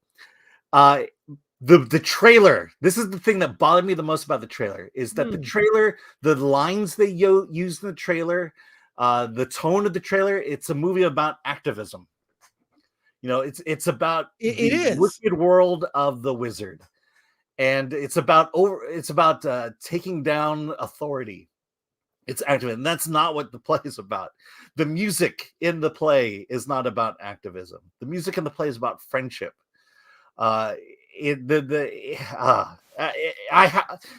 hope is that this trailer was made by some dumb Gen Z millennial who doesn't know anything about anything and decided, I'm just going to take the activism story and put it out there because somehow people want to see stories about activism. People want to go see movies about activism. And I will tell you, people don't want to see that. People want to see movies about friendship. That's what Wicked is about. And if I want to believe that they just screwed it up, gave the mission of the trailer to the wrong person. And I hope the movie is about the musical, period. Well, this is what bothers me. The story, and this ties into the X-Men 97 conversation we were having. Anyone can experience the idea, like, God, I remember the first day of junior high, I was so nervous. Because what do you do in junior high? You have to switch classes. You have elementary school is very easy. You sit in one classroom, you get a teacher that teaches you every course, math, spelling, science, history, all that. You have to change classes. You have to know where your classroom is. You have to walk. I remember I went to Royal Oak Kimball High School as a kid, and there was this hallway where all the seniors and juniors sat. And I remember being a freshman, and the scary thing was to walk through that hall. And that's a lot of the feelings you experience. You're young. You feel like a misfit in some way. Everyone feels, especially during that awkward era, kids going through puberty, the early teen years is really, really a rough period of time, right? You got to go through it. You get through it. You survive. You're fine. But Wicked taps into that kind of feeling, right? Elphaba goes to the Emerald City. To school. To school. She's green, so she's different. Everyone can relate to that, but they're making it you could read into it. It's about prejudice and feeling different, which everyone feels different. That is a common feeling. What they've now done is they've made it overtly about race and about activism. I hate this. The play is subtly about that.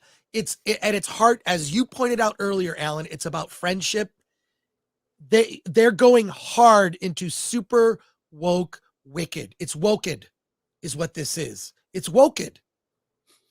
It's not about, and the whole thing is about, yeah, it's they hate each other in the beginning. It's very catty. And then they become friends over the course of the story. And you see the story of the Wizard of Oz from a completely different point of view. Completely different changes. It changes your perspective and your way of looking at things. It's a beautiful story. Like I say, I've seen the play 5 times. This movie looks terrible. In addition to, forget the fact that, like, I think all CGI in Hollywood is bad now. Yeah. Because the veterans are F this. You need Godzilla -1 had 600 special effects shots and 35 people did it in 8 months. And you looked at, there were shots in this Wicked trailer that look god awful. Yes. Why this thing needs to be 2 movies makes no sense to me. Well, because they want to see that the exciting thing about the 2 parts is the fact that they want to capture the musical.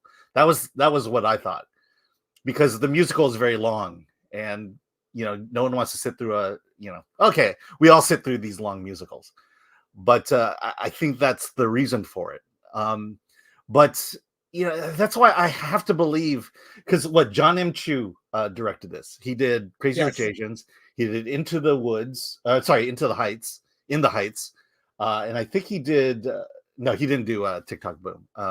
But he's got a track record, a successful track record. He knows how to do musicals. Right. That's why I just have to believe in my heart at this moment that, yes, I will use the term Gen Z millennial. That's okay. That some kid just put this trailer together, and no one cared about the quality of it or what the message was. Yeah, I'm not looking forward to it. We shall see this fall when the movie comes out. All right, now we have a very special guest joining us today. We've never met, but I'm already a fan. Why? Because I have been going for years to the theater. I feel very fortunate. And this weekend, at least I know from AMC Theaters, and Carter will tell us in just a moment, you are able now to see the Oscar-nominated shorts, animated and live action, in theaters. I will be at the AMC 8 in Burbank. The 8. I'll be going to see the animated shorts and the live action shorts. I think it's 10 a.m., whatever. You'll see me at the theater. I can't wait. And Carter Pilcher is here. His website, shorts.tv. Carter, thank you for joining us on the show. Carter Pilcher. Thank you very much for having me. Great to be there, Chris. Oh, thank you. And I also have to thank you, because you have been a sponsor of our award show, Award This.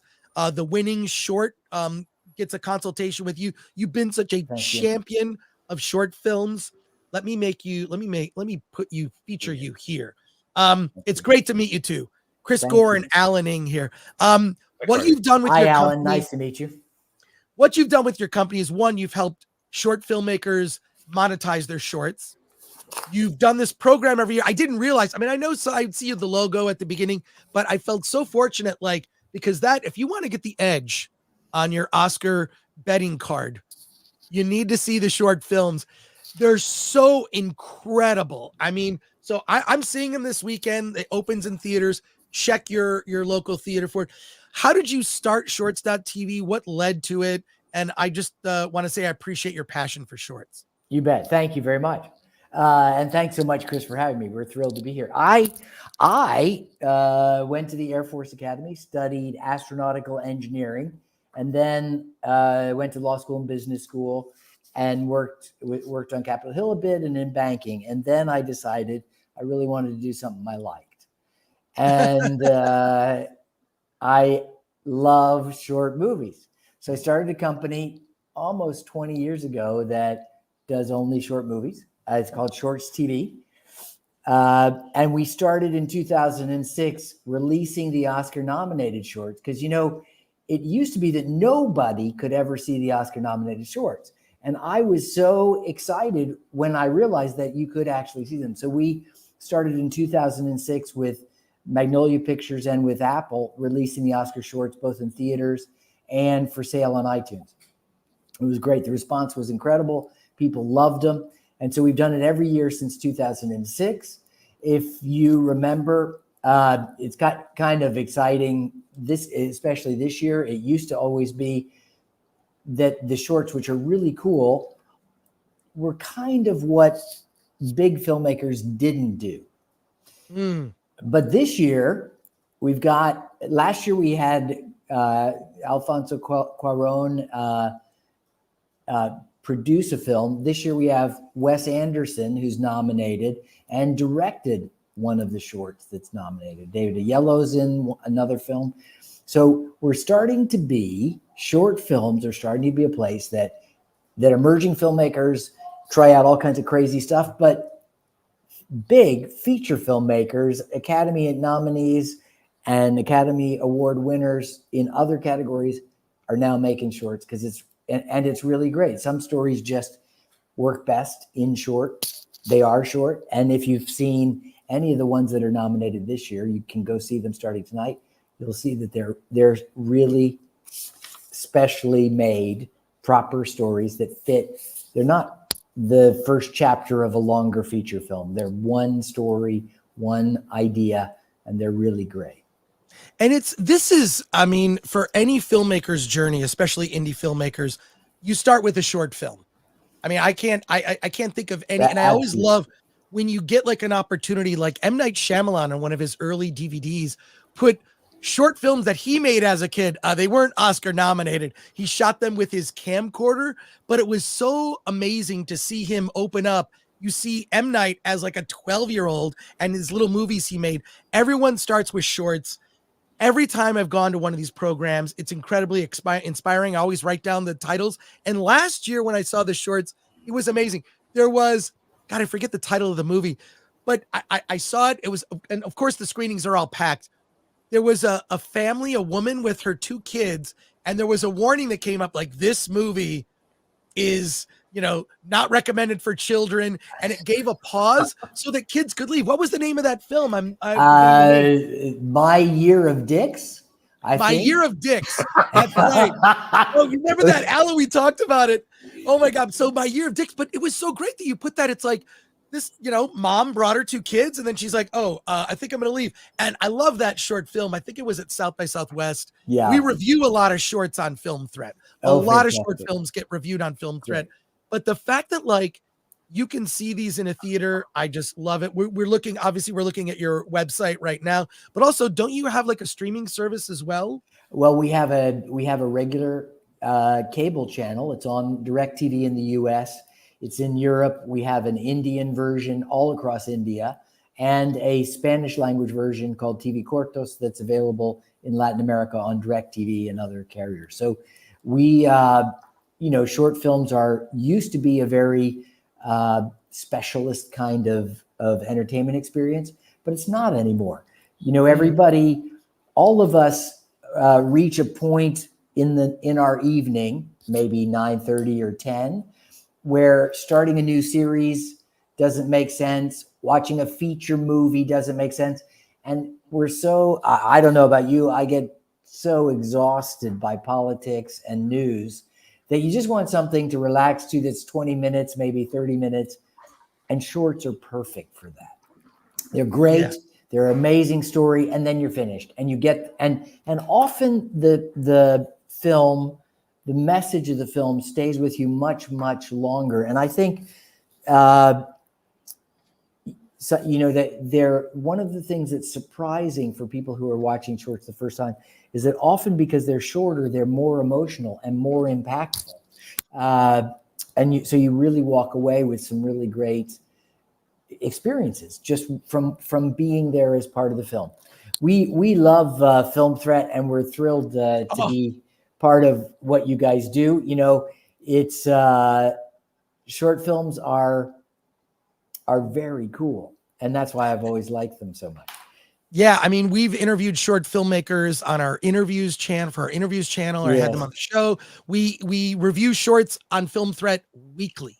You're Like right. every week, you'll see short films reviewed on the site. And I've always been a fan. I mean, before I knew you and your company, I was just going to it because I couldn't believe it. I remember Alan and I. This was maybe way back in 2018, 2019. It's like we could see the shorts now because it felt like there wasn't a way to see all these films. So you'd look at your Oscar, you're filling out your form. Maybe you have an Oscars betting pool. Yes. And the best way to get the edge is to go see the shorts. We have over 1,300 people watching us live on the channel. We have a lot of questions from our chat. But let me just tell you a little bit of background. Okay. First, there are 3 categories. The Academy gives 3 Oscars for short films. 1 Oscar for best live action short film, which is a short where real people act. Best animated short film is the 2nd Oscar, and the 3rd Oscar is for best documentary short. A short has to be, by the Academy definition, less than 40 minutes. And most animations are under 10. Most live actions probably are 15 to 30. And most documentaries, because they got more to say, are probably 35 to 40 minutes. So it makes a very varied program. And the way we do it is we release all 5 Academy nominated short films as a compilation movie. So you buy a ticket, you go see the 5 Oscar nominated animated shorts, another ticket you see the live action shorts, and another one you see the documentary shorts. So it's really a fun way to watch a whole category, a whole Oscar category. And we kind of part of the experience, the cool part of the experience, like you were saying, Chris, is being able to bet with your buddy or your wife or whoever about which one you think is going to win. Yeah, my personal favorite are the animated shorts because of the mixed media, because of the different countries that are represented. Yeah. They're so vastly different. They all have something to say. The animated program always blows me away. I don't know. I just think they're all good. So let's go. We have a ton of questions for you from our chat. So let's go right into it. Greetings, Sir Carter. Says Solomon Thornton. I am interested in making a short film. Do you have any advice for making a successful one? Well, sure. Definitely. First thing is get a great story and work on your script. You know, the difference between a short film and a feature film is that in a short film, you have less time. Your story has to be more compact, more studied, and more impactful in a shorter period of time. So I would say the first step to a great short film is a great script. And Toby Pegram, who's a member, says, why did short films become your passion project? Did you make one or enjoy seeing newer directors starting out? I made a few shorts, and I just loved the fact that they were so something that I could digest. You know, I have a short attention span, I guess, and I couldn't really watch feature films, and I love shorts. Let's see.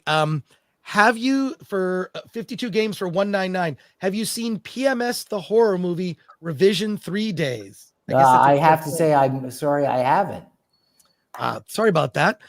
Let's see. Question for Carter. From Razorburn, does your company have a good catalog of horror shorts? Would be curious as to what's your best horror, if any. Well, I more of an experience than a film. We have huge horror catalog. And, you know, in short movies, we don't have to be as careful as directors, producers are in features. So we can just let the blood run down the wall. We can blow the head up in pieces. It's really much more fun. I worked on a short called Baghead. That's probably one of my favorites. Yeah. Is that based on the feat that developed into a feature? Yes, it developed into a feature, and we produced the short, and I did a bunch of work on the script. I love the film. So that's a great movie. I would say the best short film festival for horror films in the world is in Transylvania. They have a Transylvania International Film Festival has a section that just does horror shorts. And if I can tell you, being 10 minutes from where Dracula grew up and watching shorts is pretty amazing. Oh my God. I just found the website for this, the Transylvania International Film Festival. Yes, it's Romania's biggest film festival. And in fact, the year I was on the jury, the chairman of the jury, the head of the jury was Sophia Loren. If you can believe that. God. So it's not obscure. It's quite a big deal, but but the horror there is unbelievable. That is amazing. I mean, it's like, to me, like shorts are like a great way to like cut your teeth on a film. Like maybe it is something that could develop into a feature film, but just can you tell a story in 5 minutes, 10 minutes? Yeah. You expand that out. You can tell a feature length story. Wow. That is crazy with I would never have guessed Transylvania. It's fantastic. So I would say the other thing that is a cool thing about shorts is, and it's starting more and more and more, is this idea that you can work on a feature idea more safely and kind of prep yourself to make a feature film. So for instance, Whiplash, the Damien Chazelle made, was a short first, and he won at Sundance and brought it back and got funding for the feature. And it's exactly, it's a very beautiful kind of test of concept short. And that's very smart. John Lasseter, I'm a member. There's even in the Academy of Motion Pictures, there's a branch for short filmmakers and feature filmmakers, feature animation. We're all together. Wow. Let's a question here from Danish Bacon for 45 Danish Corona. We have an international audience watching live. Great. Fantastic. I think Love, Death, and Robots on Netflix does the short film genre justice. Yeah, I like those. Yeah, it's fantastic. They're fantastic. The guy who started producing them, his first short that he got really had success with was a short called Go for Broke, and it was nominated for an Academy Award in 2006, and a short animation. And so the point is that Go for Broke is cute, but once you learn to be a great animator and you learn your way around the block, you can do all kinds of things. And I think he's, Love, Death, and Robots that his company produced is his company's called Blur, is just a fabulous, crazy set of animations. And one final question from our chat here. Let's go to this. The nerd far away, who's a member, says, "Hail, Mr. Pilcher. As someone trying to develop a show, what is the most important thing to do to get a show made besides having a good idea?"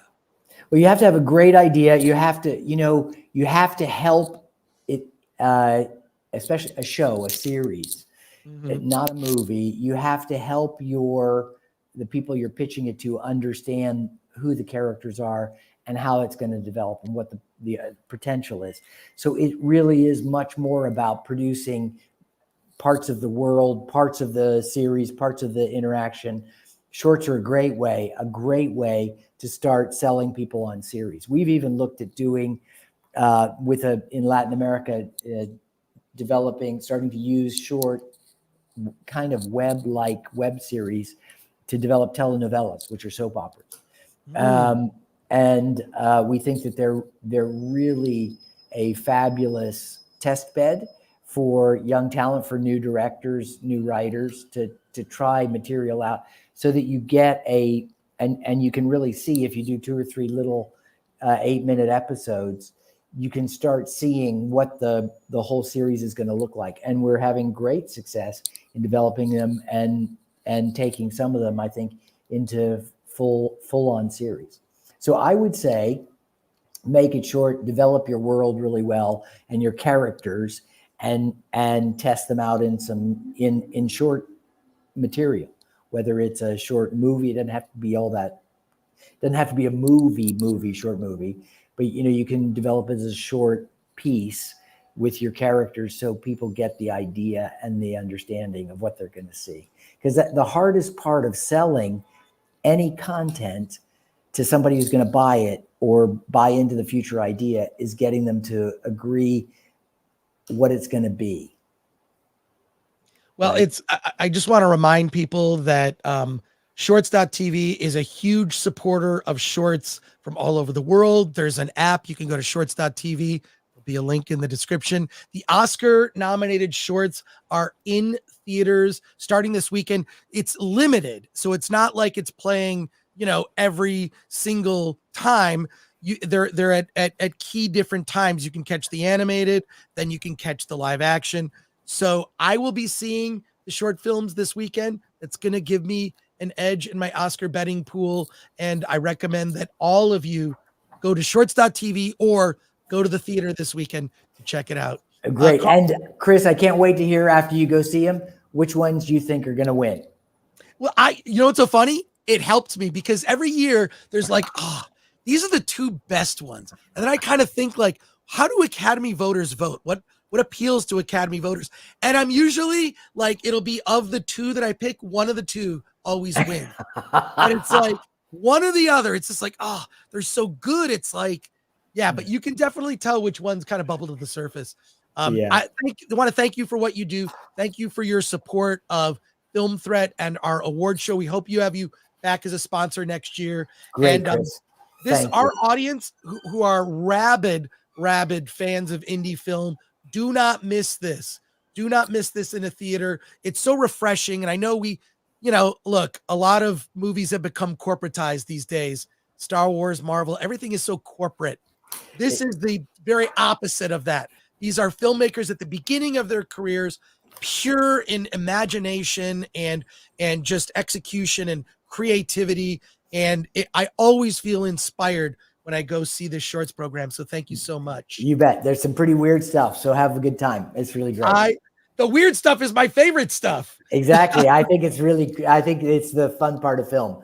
I would say by far, these are the most fun films to watch of any that are nominated this year. Great. Well, thank you for taking time to talk to us. You bet. We'll take care. Talk to you, Carter. Wow. Nice to talk to you. Good to Take see you. care. That was fantastic. He was amazing. Yeah. I've always I'm seeing the 10:45 a.m. animated shorts, and then I'm seeing, I think, the 1:00 live action shorts. And I think I need to spread it out over the weekend. Right, but these do sell out. These do sell out because they don't show them in it's not at the IMAX, okay? They do sell out. So I want to thank the 1,100 plus people that have stuck with us. Sometimes, we lose people, but you're going to get a huge treat. By the way, it's actually 1,400 people. 1,400 people that stuck with us that are still watching. Want to say thank you to you. We are 2 more things left for the show today. We're going to talk spoilers on Madam Web. Oh, wait, no, we actually have some comments on Wicked. Let me go to those. My apologies. No, I'm not forgetting people. By the way, you'll probably see me at the AMC Orange sometime this weekend. Oh, well, there you go. Yeah. Zach Boyles for 199 plans for short AI category. Yesterday has us at 1 million. There you go. I don't know. What? Short AI. That could be a category. But there's 1 million? 3 categories of shorts. Yeah, that's interesting. It's interesting. Ken Bogus, Gamora hot, Wicked Witch mid. I agree. I don't think Elphaba is ever meant to be hot. Elphaba in the play is hot. She's hot, and when she goes to the dance and she dances kind of weird. Yeah. It's now that I think about it, Wednesday kind of took that. It was inspired by it. John Thomas for 5. Oz the Great and Powerful is greater than Wicked. Mila Kunis, Rachel Weisz, Annie Williams are hot. Want Biscuit says, I always say the moral of Wicked is being that society creates its own enemies. Yeah. Yeah, but when you make it overtly about race, it seems to lose its power because this is the whole thing with the X-Men. It could be relatable to everyone. Instead, they're just trying to say you're racist, right? Like it's just like annoying. Yeah, but to me, as long as she can sing Defying Gravity like Idina Menzel, I'm okay with it. I don't care who you cast. I mean, for crying out loud, Russell Crowe singing one of the greatest songs from Les Mis and butchering it for all time. And his version is there for posterity's sake. Well, there you go. But Hugh Jackman's very good in that. Lord of the Films, who's a member, says the Wicked Witch looks ridiculous in the trailer. They got the wrong actress. First thing I thought was she's miscast. The Nerd Far Away. Song, I'm okay. The Nerd Far Away is written. The Nerd Far Away says Wicked is written by a man who is aggressively antagonistic toward anyone with any kind of faith. I don't like the tone. I think it's going to lean into that. Alan Horkin says Wicked, the book, is more politically heavy-handed and time-consuming than the musical. The musical does touch on it, but I think the musical is subtle. The musical's fun. The musical's fun. I mean, that's what you want in a musical. I don't care what the original book is. I care about the musical at this moment. Right. Ken Bogus says Wicked looks like utter garbage. The DEI box checking ruined it for me. Same. It's like, oh no, they're going this route. And I hated it. Alistair Campbell's a member, says, remember this film Wicked is only part 1. Lol. Part 2 is in 2025. Yeah. And we're getting 3 Marvel movies in 2025. Robert Paul Champagne says, of course we're straight. Do you think we're angled? Yeah. There you go. And wait, what is this? Alan just called himself Alan by accident. Says Sir Switch Crookington for 2. Did you really? I don't know. I tend to do that on purpose. Okay. Do you want to talk Madam Web spoilers? Sure. I'm asking the chat. Why in the chat for yes or no? Because we don't care. Let's go. Why? I need whys in the chat. Or maybe you want to see the movie this weekend.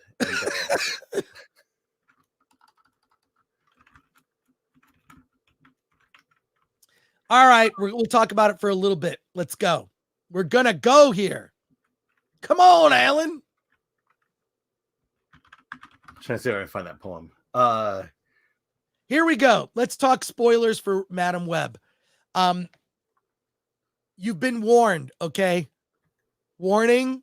Some people, I get complaints sometimes that, like a lot of people even say, we don't care, just give away the ending. And it's like, if you don't care, but we're doing spoilers for Madam Web.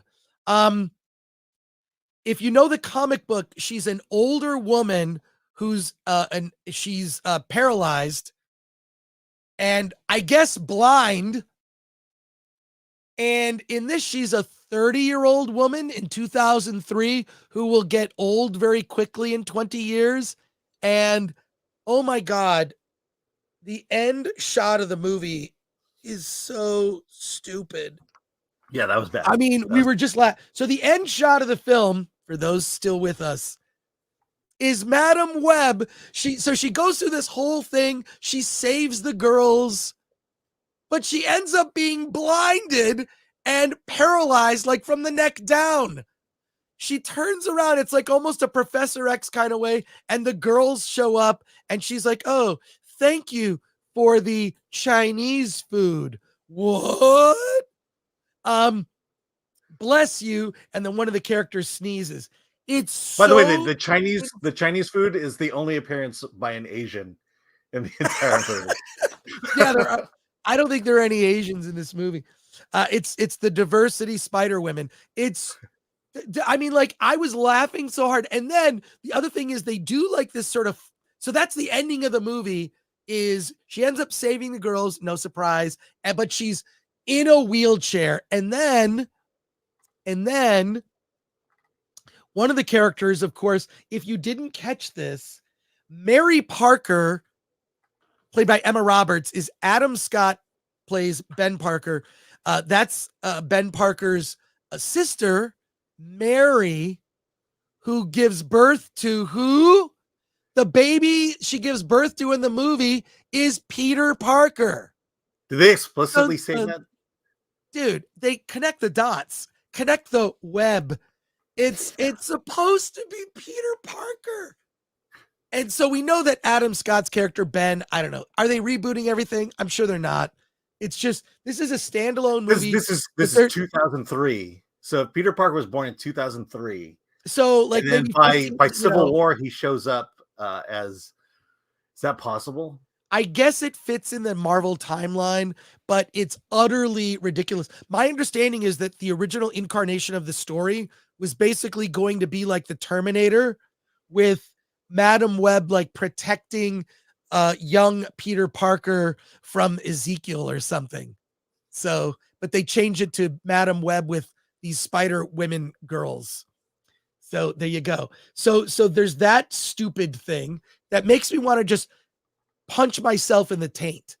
That's where I'm at with this movie. Punch myself in the taint. The other dumb thing is they do this. Everyone in the audience laughed. Okay. So I got to give our audience credit. Our movie meetup group was laughing when they say, you know, if you have some power, maybe you've got a lot of responsibility. It was like a I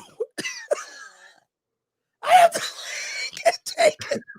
I guess it's like a rewording of the with great power comes great responsibility. Very succinct. They completely reword this statement, and it's stupid. Do you remember what it was, Alan? Oh my God. I'm going to look try to find. Yeah. Okay. No, but they did it twice. It's so bad the audience laughed because it's obvious they're trying to change it. Alan, what other spoilers do you want to? It's so dumb. Oh my God. Because there's a thing that happens in movies, and it happens a lot now in Gen Z millennial movies, is the foreshadowing. Hey, let me teach you CPR. Let me teach you how to do chest compressions, because you'll never need to know this throughout the rest of the movie until you do. It's just, it's just a little too on the nose here. Wow, what else? Then the ever classic, stay here, don't move, don't do something stupid. And what do the girls do? They move. They do something stupid. You're muted. Okay, I'm trying to find this. It looks like I found it. Yeah. I found it. Look, but they were pretty, and they were dancing on tables. Oh, that was another thing that was so stupid. So you've got these young girls, and they're at this diner with a bunch of high school kids in athletics, boys. They go to the table. Suddenly, they're all dancing on the table. Like, that just felt weird. Like, how did that make it out? I'm still trying to find this quote, because there's a lot of non-woke things going on here, or yeah, things it wasn't you would thought a sensitivity reader would have caught beforehand. Yeah, but it's a sensitivity reader. I'm so tired of that. Yeah, can you imagine the sensitivity reader would have let the table dancing through? Yeah, it's so they do a retool of this quote. I can't find it. Oh, here. Okay. Madam Web changes the Spider-Man's iconic line to, when you take on the responsibility, great power will come. That's the quote. When you take on the responsibility, great power will come. What? The audience burst out laughing when she says this. It's just like, it's so dumb. It's so dumb. Like I say, I want to punch myself in the taint. Yep. What am I Here's doing? another problem I had. One of the teen girls is super smart and good at math. How is this girl not Asian? Exactly. So, yeah, no, it's dumb. Yeah. It's dumb. Well, it just goes to my thing. Diversity means white, black, and either Latin or Asian. It cannot be both. You can't have a Latin and Asian in a movie at the same time. I don't know. It's just so. Oh, and the other thing that made me laugh too is the girl, the character that is Latino. Isabella Merced plays Anya Corazon, and she starts to tell the story. They're all the girls are telling stories as to why their family kind of abandoned them. Yeah. And they're all very sad stories. The weird thing was the Maddie, what's her name? Maddie, is it Maddie Franklin? Yeah, Maddie Franklin, Celeste O'Connor.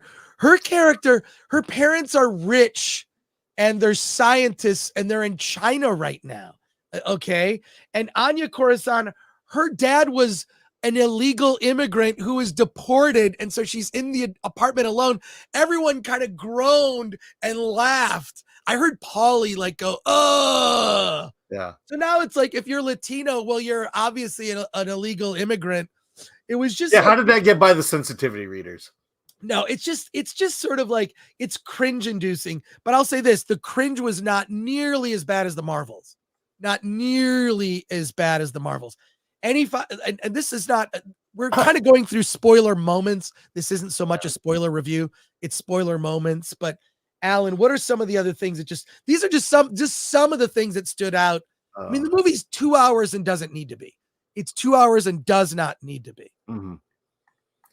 Yeah. The big thing is basically the absconding of everything Spider-Man.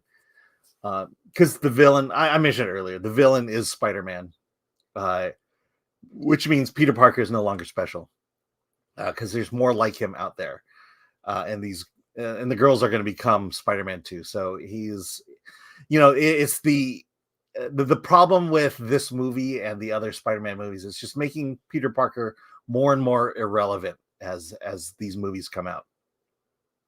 Yeah, it's I just think, like, who cares? Sony is trying to build this Spider universe where they're going to take all these side characters. I mean, there's a Kraven the Hunter movie. Do you remember the trailer for that? And now they pushed it. I don't know when it's coming out, but they canceled it and moved it. But they shouldn't be spending a lot of money on these things. I think that would be their mistake. It's clearly a cash grab. Clearly they can't use Peter Parker anytime soon. And so, I think we even said it with Mobius. They're just trying to milk the fact that they have this franchise and make some money off of it. And I don't necessarily blame them for that. I think the question came out, should Sony give up the Spider-Man license? If I were Sony, hell no. Hold on to that as long as you can. Well, look, I'm oh God, it's embarrassing. And I feel by the end, Dakota Johnson, if you pay attention to her performance, she seems like she's completely checked out. Like, why am I doing this? And what's weird is it's the weirdest thing. And this is why I think everybody laughed at the end rather than the reaction they were looking for, which is she's in this wheelchair that's like full. She's paralyzed from the neck down and blind, but she's happy. What? And she's like this grumpy woman through the whole movie. You're like, who is this person? She's really angry and grumpy. And I don't know. Well, no, it's because she has three teen girls of her own now. She has purpose in life now that she can see into the future. I'm not saying that. I'm just offering it as an explanation, not saying that they did it right. Because that final scene was very on the nose. We need to make her Madam Web of the comic books. She had fallen in the ocean, in the water before. For some reason, she survived that fine, but not this time. Yeah. Let's go to your comments and questions here, starting with Super Chats. Aaron Sleeper for $4.99. As a kid, I read a really interesting story of Madam Web helping Spidey against a bad guy. Turns out to be the Juggernaut. This movie didn't have to be bad. Yeah, Fear the Turtle 21 for $5. If they just want Spider Girls, why not make a Spider Gwen movie? You literally already have an existing Spider Woman to work with. True. Thomas Pickett for $5. You would think Sony, being a Japanese company, would make connections in Japan and make live action anime movies. True. Turo, Chris, what is the actual definition of a madam? Alan, you know better than I. How would I know that? I don't know. I'm just busting your balls there. But yeah, a madam is someone who is in charge of a bunch of whores. Sifak says, I liked when they pointed out he crawls on the walls because of his hands, then proceeds to show him run on the wall later. Not the Batman. Says, yeah, that dad deported and girl living alone was in For All Mankind. And even then that premise is silly. Yeah, it's just ridiculous. By the way, the animation of the spider dudes in the jungle was horrendous. Yeah, it was bad, but I was like, really it's kind of bad. interesting. They kind of paint themselves with red and have vines on them, kind of like, I thought that was like, oh, that's kind of interesting. Whatever. Godzilla 2K26 for 5. Did you notice that when they were on the train, the guy talking to her was playing a PlayStation Vita from 2012, but the movie is in the late 90s. The movie is set in 2003. The Vita may have existed, or a version of it. When did the Vita come out? Nope, you're right. The Vita was later. The Vita was later, I believe. When did the PlayStation Vita come out? The first one? Yeah, I'm looking that up. Okay, we're going to look it up. 2011. Okay, so you're right. From Rumble, Ololi Lakwi. Guys, we discovered the secret to acquiring superpowers. Just take on great responsibility. El Tato for 249 euros says, are you reviewing All of Us Strangers? I don't know what that means. That might have been a Carter Pilcher question. Personally, I'm not a fan of shorts, but I'm really excited about Critical Drinkers short movie. The question is, will you review it when it comes out? Critical Nature for 5 of something.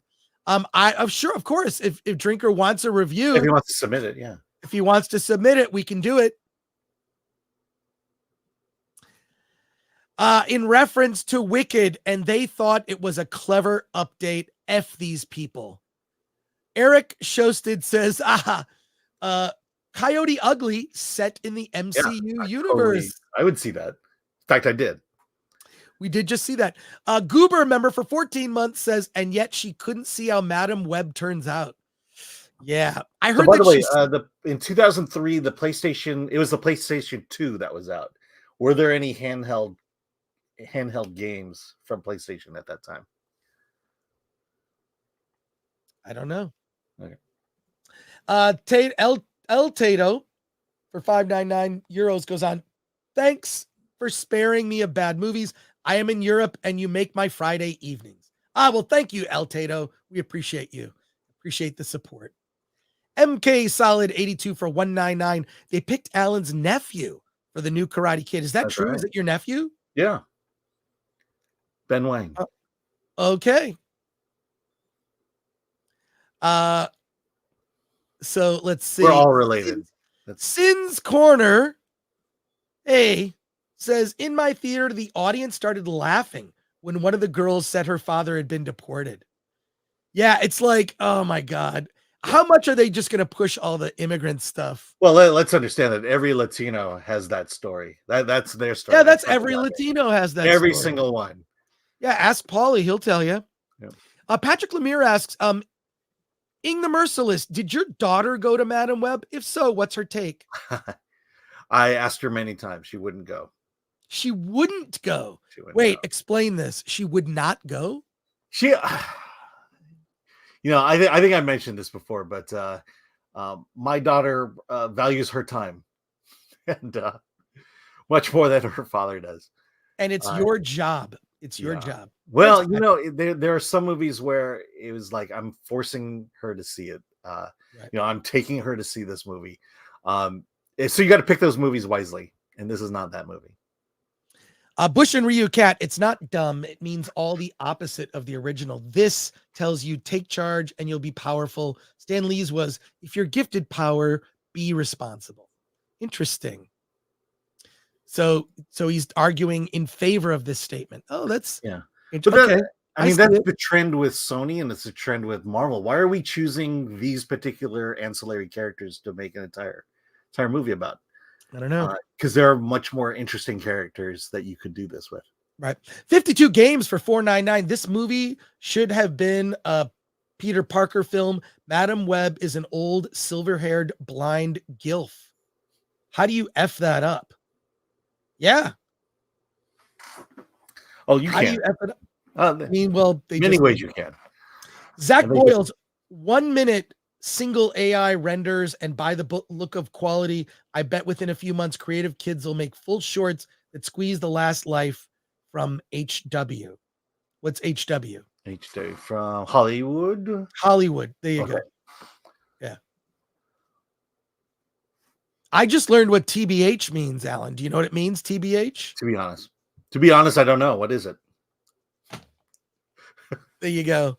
All right. Let's see. Hey, you know what? We've got a treat for you. For everyone who stuck around, we have a very special treat. We have a very special treat. No. I am going to take this Dune popcorn bucket, and you know what I'm going to do? You're going to use it tonight? I'm going to, no, here's what I'm going to do. I'm going to take, start over, Glenn. I'm going to take, the hell? Where are you putting that? Off. Where are you putting that? Hey, we have a very special treat for all of you who stuck around, the 1,200 plus people watching us live. We have a very special treat. I'm going to take this Dune popcorn bucket, and I am going to read Josh Brolin's poem about Timothée Chalamet's cheekbones that he wrote for his Dune coffee table book. I have the poem here. Let me share screen. We're going to share screen. And I need to show you this poem because this is a work of art. And it's in this coffee table book. I found the poem online. Actually, Ms. P Coffee found it. Shout out to Ms. P Coffee. Here it is. This is the full poem. Alan, are you ready for my interpretive read? Or do you want to give it a shot? No, go for it. Here we go. Your face is etched by adolescence. Your cheekbones jump toward what are youth-laden eyes that slide down, a prominent nose, and onto lips of a certain poetry. And the way you hold my gaze makes me fear my own age, because something in me tells me you are going to offer me something, and for now, I'm not sure it's going to be something I want anymore. Ladies and gentlemen, that is Josh Brolin's poem about Timothée Chalamet's cheekbones. That's beautiful. And you stayed to the end of the show to watch that. Thank you for that. Hey, look, all I can say is this. I am so looking forward to Dune. I am so looking forward to Dune that I'll take anything. I'll take a poem. I'll take a popcorn bucket, a set of Legos. I've got my Lego set right here for the ornithopter. I'll be building this at some point as I count down until I see Dune Part 2 next week. So there you go. So are we seeing the ornithopter next Wednesday? Definitely not. I looked at the instructions. It is, I'm going to need like crazy glue. I'm going to need someone to help me out with that. But that wraps it up for us today. And I want to say thank you to Benjamin, who inspired that. Benjamin for 5 to celebrate Valentine's Day. Can one of you guys read Josh Brolin's sentimental poem for Timothée Chalamet to the other? It was beautiful. I just read it to Alan. Did you hear the music pop in? It was great. I think more than music was popping during that. All right. Thank you to our mods, Lord Thoth, Paulie from Latino Slant. Go to thelatinoslant.com. And thank you to Ms. P Coffee and Glenn Brown, our intrepid producer, making us look good here. Next week, Dune Part 2 review. Non-spoiler on Wednesday. A lot more to discuss, including this case recently filed against Disney. New D-Files, new WGA follow-up, a lot going on. Alan, and Monday, the first episode of Versus is here. Monday, 3 p.m. Mondays at 3 p.m. Pacific time. First episode of Versus. It is going to be fire. Here's a little quick look at this. Is going to give you an idea of what the tone of Versus is going to be.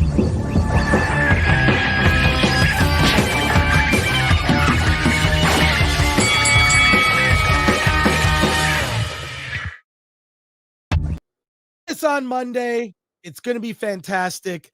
I cannot wait. Alan's going to bring it. It's already been brought in. Oh my God. What is that line from? It's already been brought. I love it. All right. Thank you to everyone who sent in a super chat. Thank you to all of your thoughtful questions. I love spending time with you. I just think I'm overexposed on other shows. That's my problem is with me. If I have a problem with anybody, it's a problem with myself. So let me deal with me on my own time. Alan, what do you have coming up this weekend? I'm going to the Oscar-nominated shorts at the AMC 8. I'm going to be going to the 8. And I will try to do that at the AMC Orange, and I think I have to split it up between Saturday and Sunday. Well, there you go. I'm going to see them both on Saturday. All right. Yeah, so Alan and I are going to the movies, so I guess it's a typical weekend for Alan and I. Have a great weekend, everyone. Stay safe, Alan. Let's get out of here.